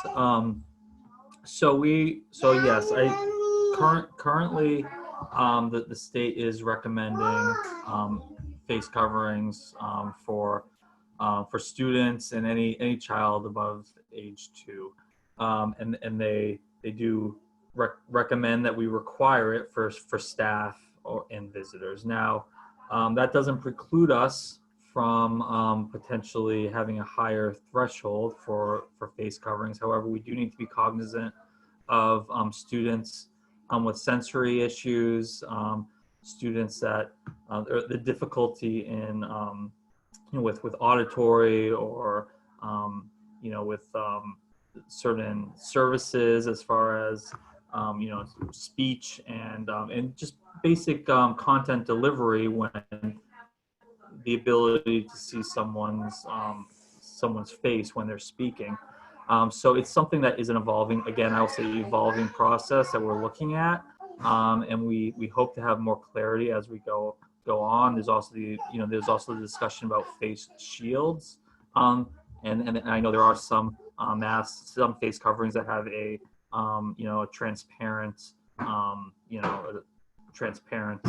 I guess view of your mouth. So this is something that we are looking at, and we've also discussed potentially having students provide their own mask, and then we will have masks available for if a student comes to school without a mask. So that's the initial discussions, but that will change potentially.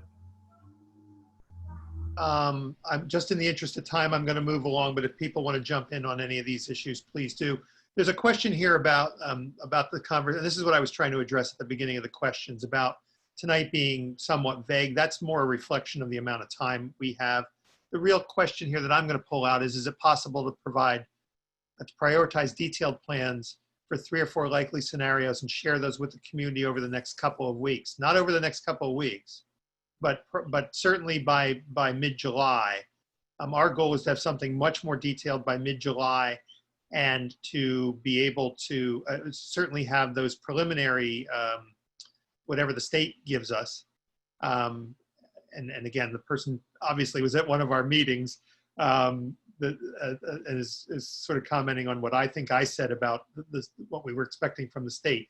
But I think that's our timeline. We've talked to Exeter, Sanborn, and others. That's the timeline, mid-July, with trying to finalize what we might do, knowing that could even change by the end of July. That's sort of the timeline that the districts in our area in particular are focusing on. If kids don't go back to school now, then when there's a vaccine? Well, again, our goal is to go back. What we're trying to present tonight, as much as anything, is the challenges in front of us. Those numbers are when we look at social distancing, and we look at the number, and we look at the size of our classrooms, that's not me trying to say we're not going back. That's me trying to say these are the issues that we're dealing with in trying to come up with solutions to going back, right? We'll have a lot more information after we get sort of a reaction from parents and others and our staff about whether people will return, whether they'll ride buses, as to how feasible some of these scenarios are.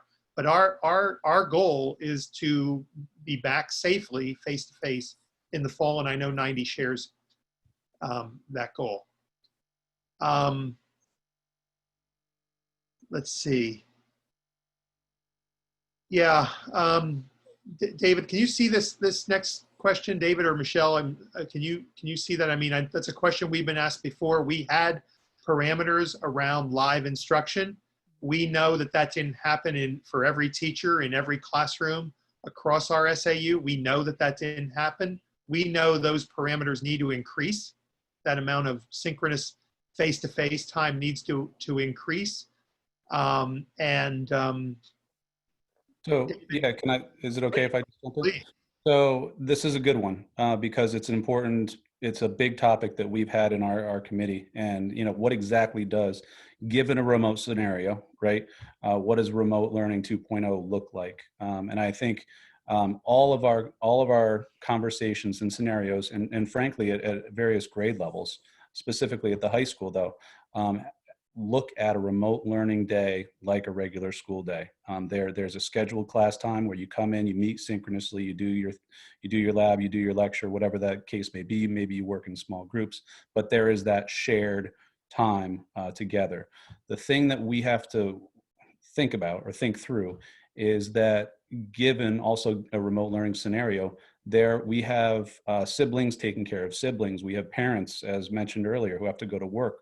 We have a lot of different home scenarios that are just not going to allow for that student to participate synchronously with their class. So we have to offer a certain amount of flexibility of how they can access that class and when they can access that class.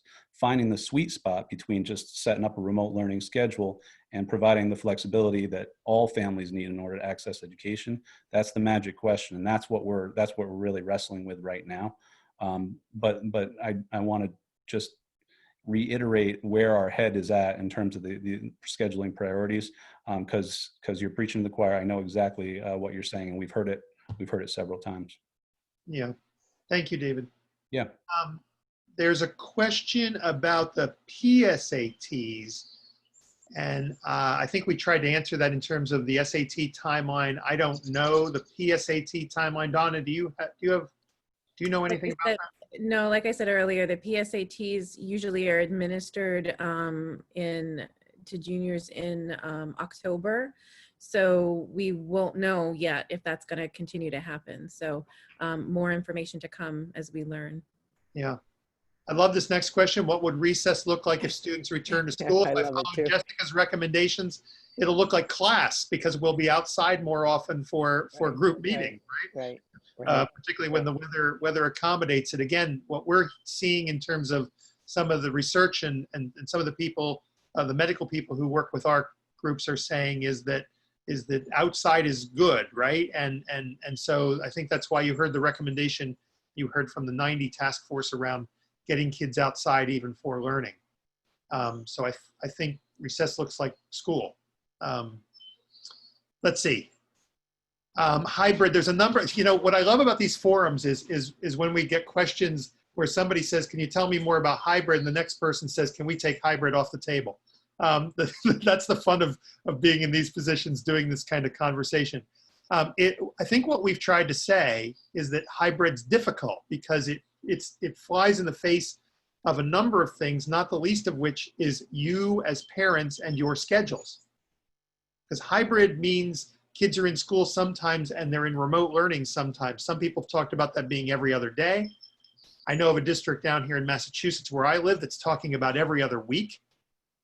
I simply don't know how people accommodate that in terms of their work schedules, as some people have expressed here. And that's one of the challenges with hybrid.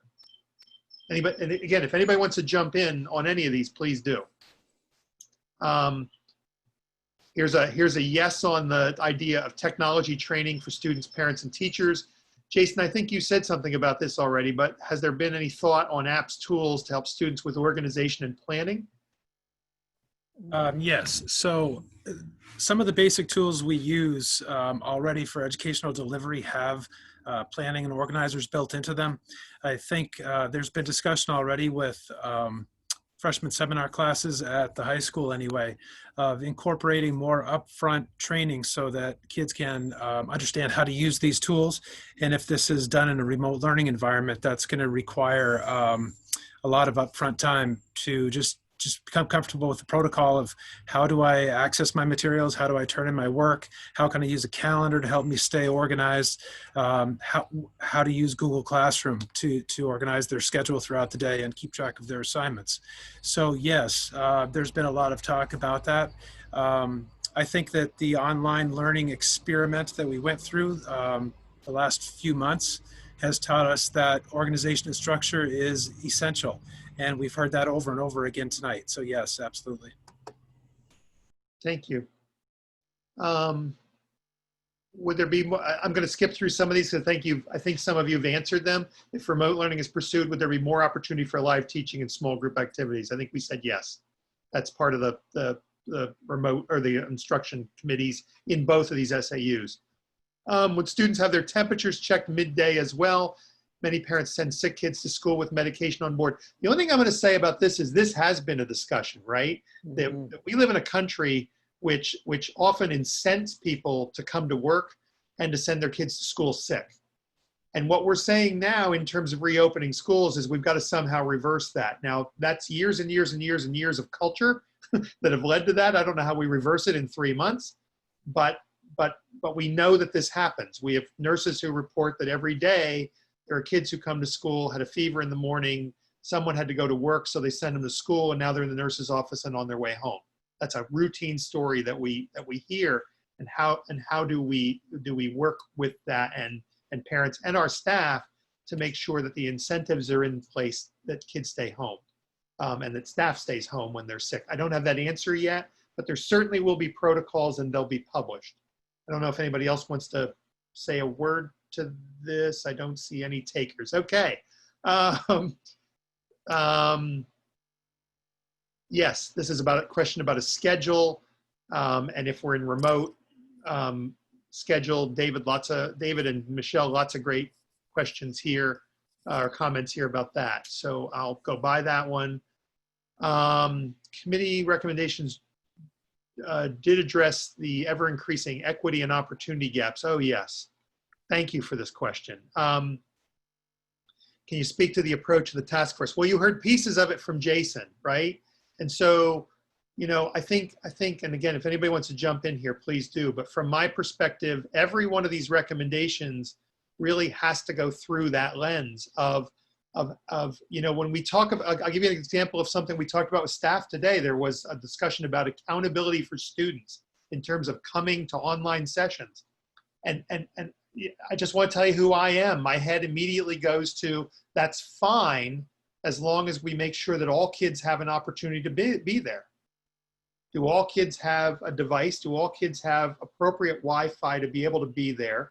Right? We had a parent early on in remote learning who was on with us one day and talking about having 4 kids and trying to balance their schedules and make sure that they were all getting to what they needed to do. And so every situation is different. And I think we need to individualize that as much as we can and remember that not everyone has the same opportunities necessarily that we think we have to take advantage of these pieces. And we need to keep that in mind with every policy and every rule that we create.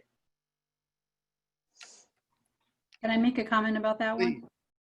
So equity, the lens of equity, we think about that drives our decisions, everything from technology, access with technology, to how we're distributing meals, to academics, to all of our resources when we're making those determinations. And it's not just, you know, when it can be circumstantial. So not only, you know, what the resources you have or don't have. 2 parents may be working and the student is home without support, or the older student goes to work and that's the person who used to support the younger students. So we look at all of these things when we're considering if our students have access, equal access, when we're talking about attendance, if we're considering consequences. I don't want to say discipline in remote learning, but when we're considering consequences for or certain behaviors in remote learning, we have to think about what kind of supports kids have and what other supports or what other kids don't have when we're making these considerations. So that's at the forefront of our minds in our working groups for sure. Thank you so much for the question. I'm going to skip by some of these because I think we've already answered them. It doesn't mean they're not great comments. And you should know, by the way, that we get a transcript of all of these that we can have discussions in our individual groups regarding. So there's a question here about concrete schedule. I think we've answered.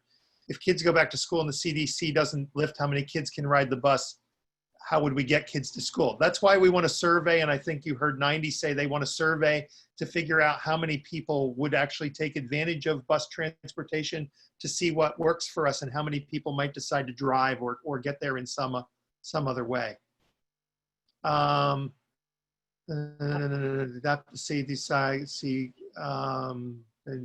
It depends on what adapt means. So will we adapt according to what DHHS says to us because they are New Hampshire, or what different New England associations say? Sure.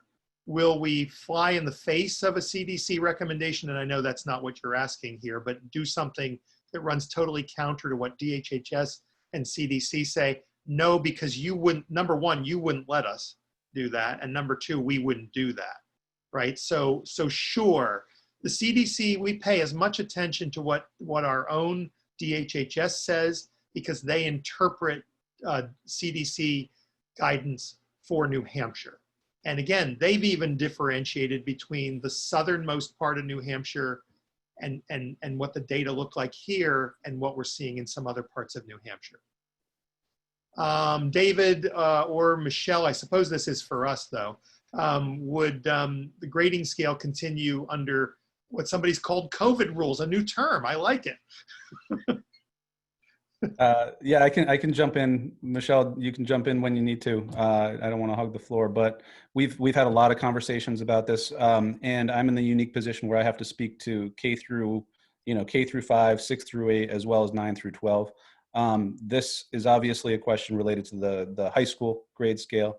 All the conversations I've engaged with around grade scales at the high school for the fall include providing the rigor that we have always expected from our kids and holding a grade scale that's consistent with the grade scale that we've established throughout the years. Now, we're balancing that against the concerns, as Dr. Lupini said, of equity and about access and all that kind of stuff. But those have been the conversations at 9 through 12. For us in our groups, K through 5 and 6 through 8 have been a little bit different in terms of grading and assessment just because of the necessary onus on diagnostics. In other words, we want to delineate the competencies and power standards associated with each class and report on those in a way, sure, that makes sense to moms and dads, but also in a way to diagnose kind of where our gaps in learning are, especially moving forward into the fall. Those are the conversations we're having at the lower levels. So that's a summary of kind of where we are with grading assessment. I don't want to speak for SAU 90 though. I think that question maybe was probably geared more towards Winnicott, so that's not really an issue in our district. But I think one of our recommendations was that our grading reporting is going to look differently if we are in a hybrid model or in a remote setting, because we felt like parents need more specific feedback, and students do as well, than what we provided this past trimester. So I'm going to try to make some judgments about getting through these because we're at 8 o'clock, but I do want to try to answer some of these if people on the panel will stick around for a couple more minutes, if that works. Are we assessing the effectiveness of remote learning that occurred over the last trimester? Yes, that is actually one of the charges of each of our working groups, and I believe the 90 working groups is sort of a post-mortem on did this work, what didn't work, and how could we do it better if we were put in that position again. I don't, maybe somebody else, are social bubbles part of any conversation?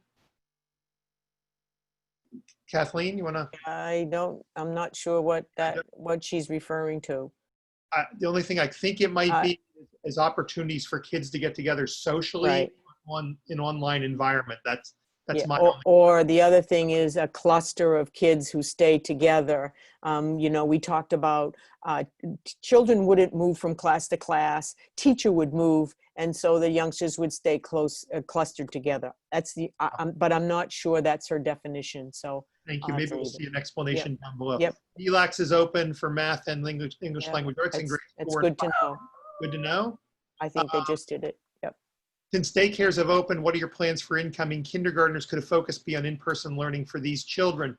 Sure, but we have the same kinds of social distancing requirements and all. And if you look at the daycare guidelines, and I've not spent a great deal of time on them, but I think that they would be challenging in and of themselves for a kindergarten class as well. But yes, we're looking at bringing kindergartners in where we can. We'll be sent out a survey.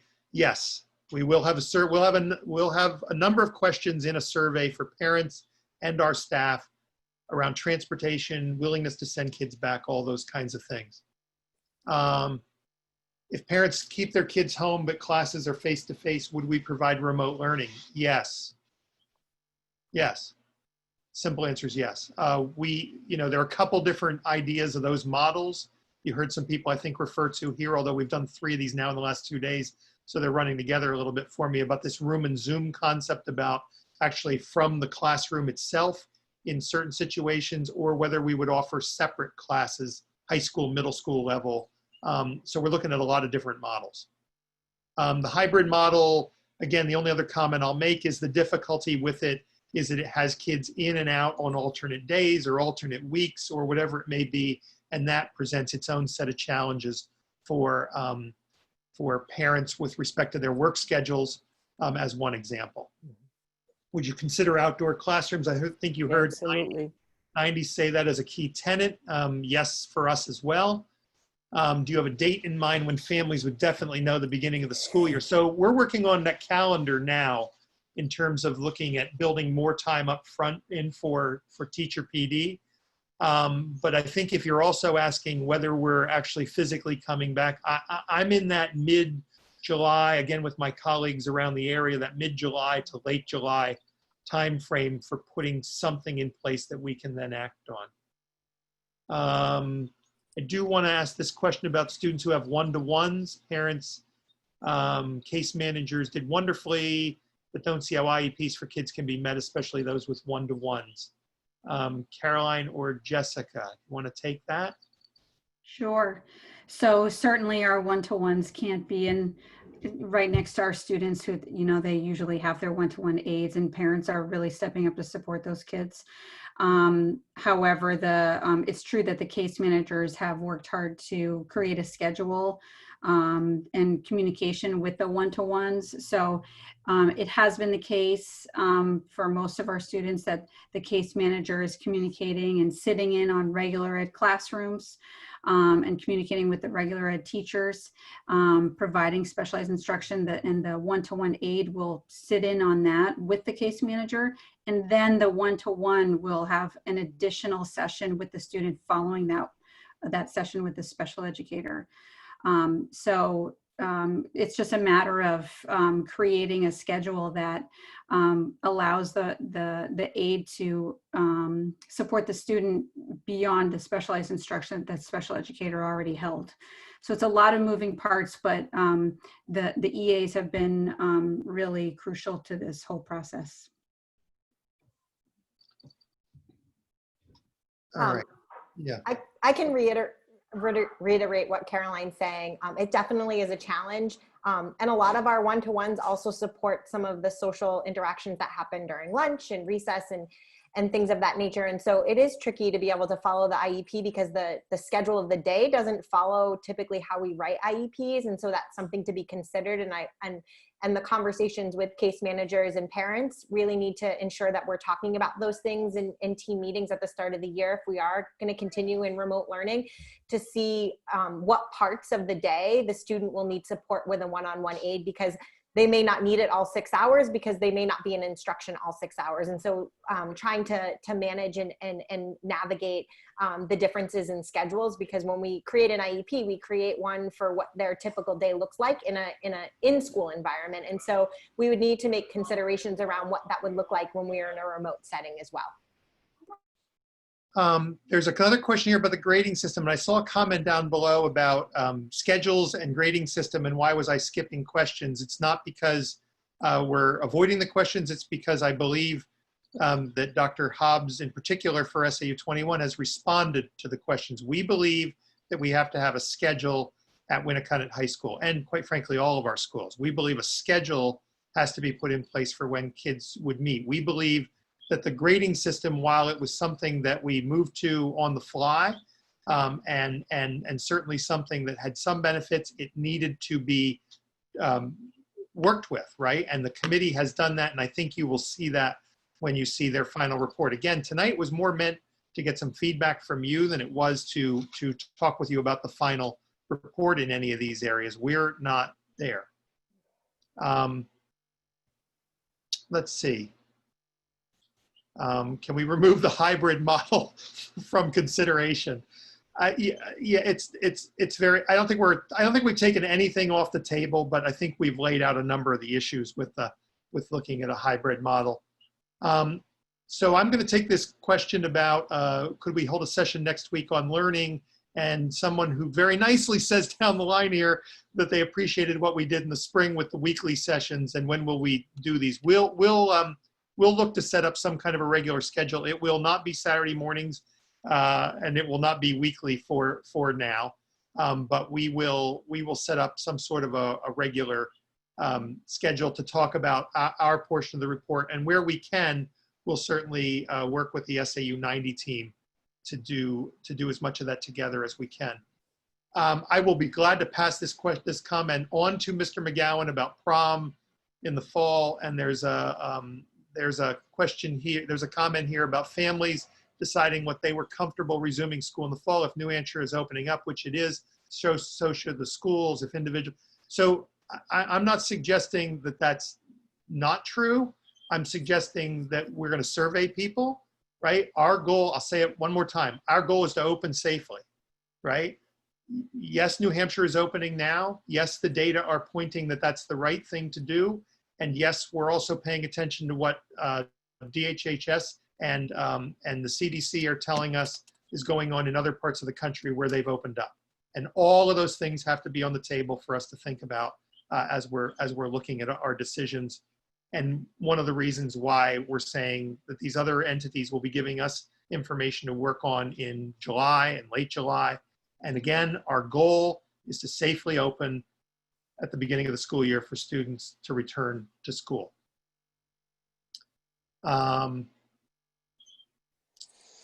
Thank you for the comments. Schedules, again, someone saying, and absolutely, I think we've addressed that a number of times. Here's an interesting question that I don't think is factored into a scenario of social distancing on the bus. With multi-kid families, you could have more students on a bus. That is absolutely true. What we've looked at is a strict social distancing between each and every person model. So that's absolutely true, and a great point for us. Is there a summary of the Zoom meeting available to the public? This is actually available to the public. It's recorded and posted on our website. These are all, in fact, every forum that we did throughout the spring was posted on our website and is available, as are our board meetings. If you want to see the discussion that we had with the joint board last night, that's posted on our website as well. Is there a thought at the elementary level? David, I think this goes to the point you made earlier of just focusing on math and reading and writing and let the other subjects go in a remote setting and or hybrid model. Yeah, just really briefly to address that. I mean, I wouldn't phrase it that way, letting UAs go. I would say the conversation that we've had has been more on integration.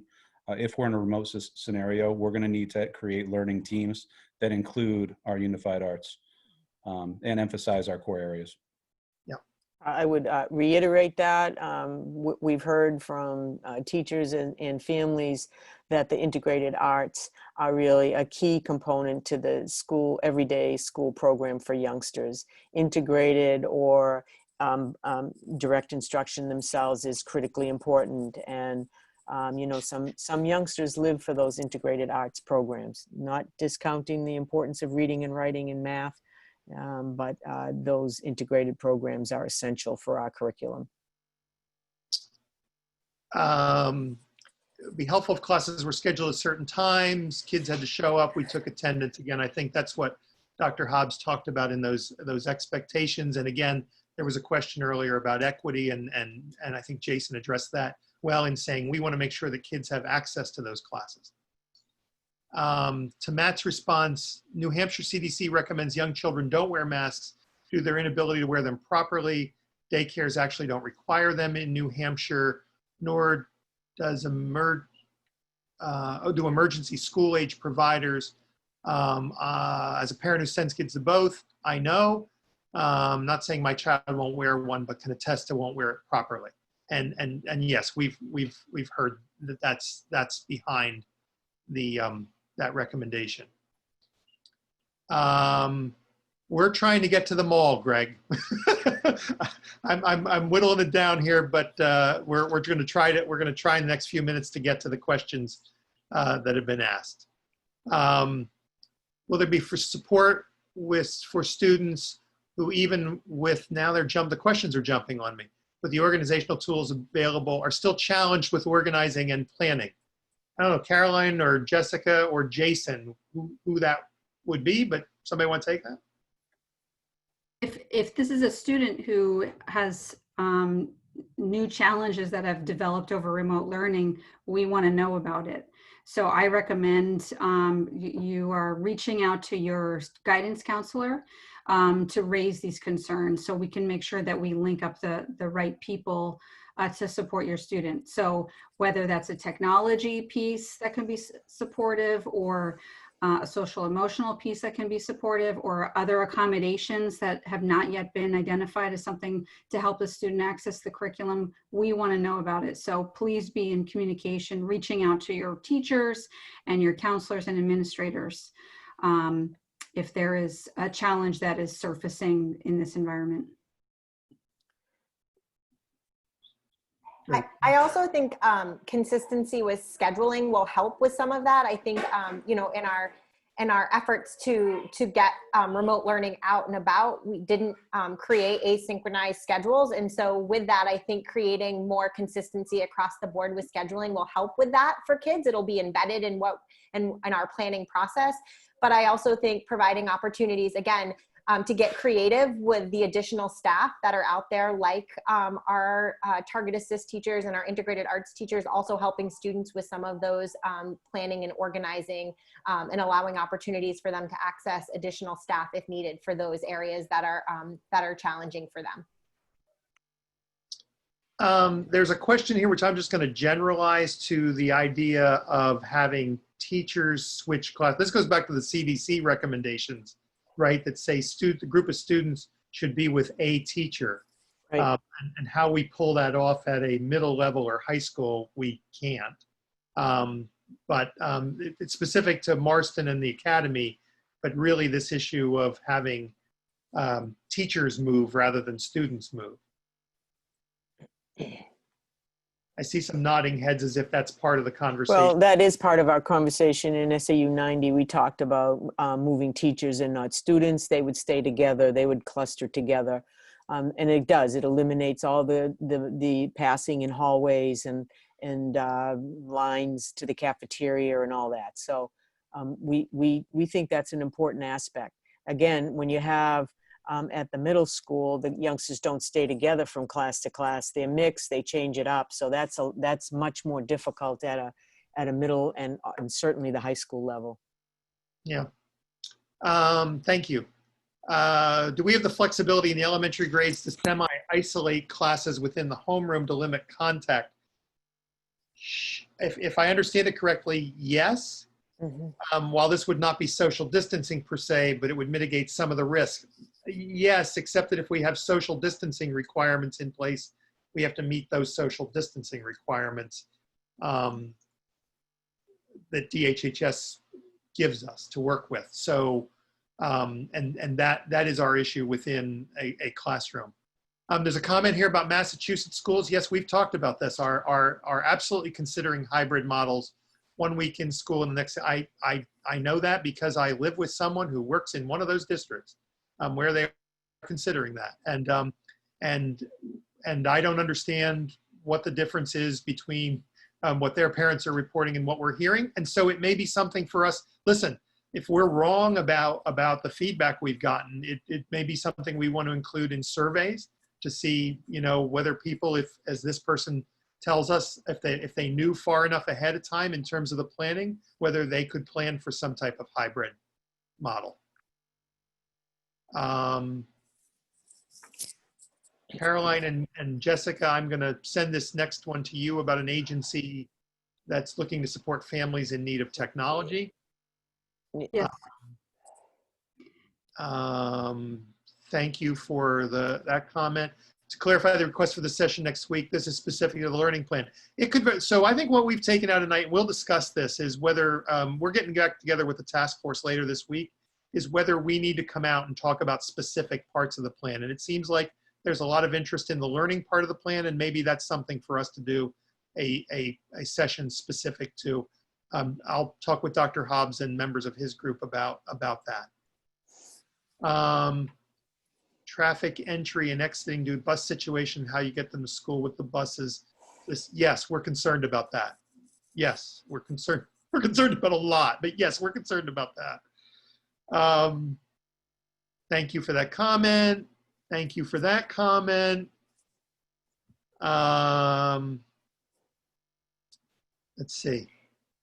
Regarding, go ahead. I was going to address the carpool question. I actually called our insurance carrier about this because I'm concerned about how do I bus 110 youngsters who decide to do cross country in the fall, and there will be 110 at the middle school. So how do I do that without 13? You know, I need 10 buses or 8 buses. Do the math, and so I did call and. It's the same thing with social distancing. You can have your own family in the car, but you can't have other youngsters in the car with you and your family. So they are not advising that we do that and allow families to drive and pool transportation to events like athletic events. But certainly parents can drive their own child to and from games. Great, thank you. There's some nice words about the center and the academy. Good for all, that's great for all of you. And regarding recess, I'm under the impression that recess would be only your homeroom class or limited in the amount of students. I think limited in the amount of students, but we're outside, so that number would be larger than would be in a classroom. So limited takes on a different definition, right?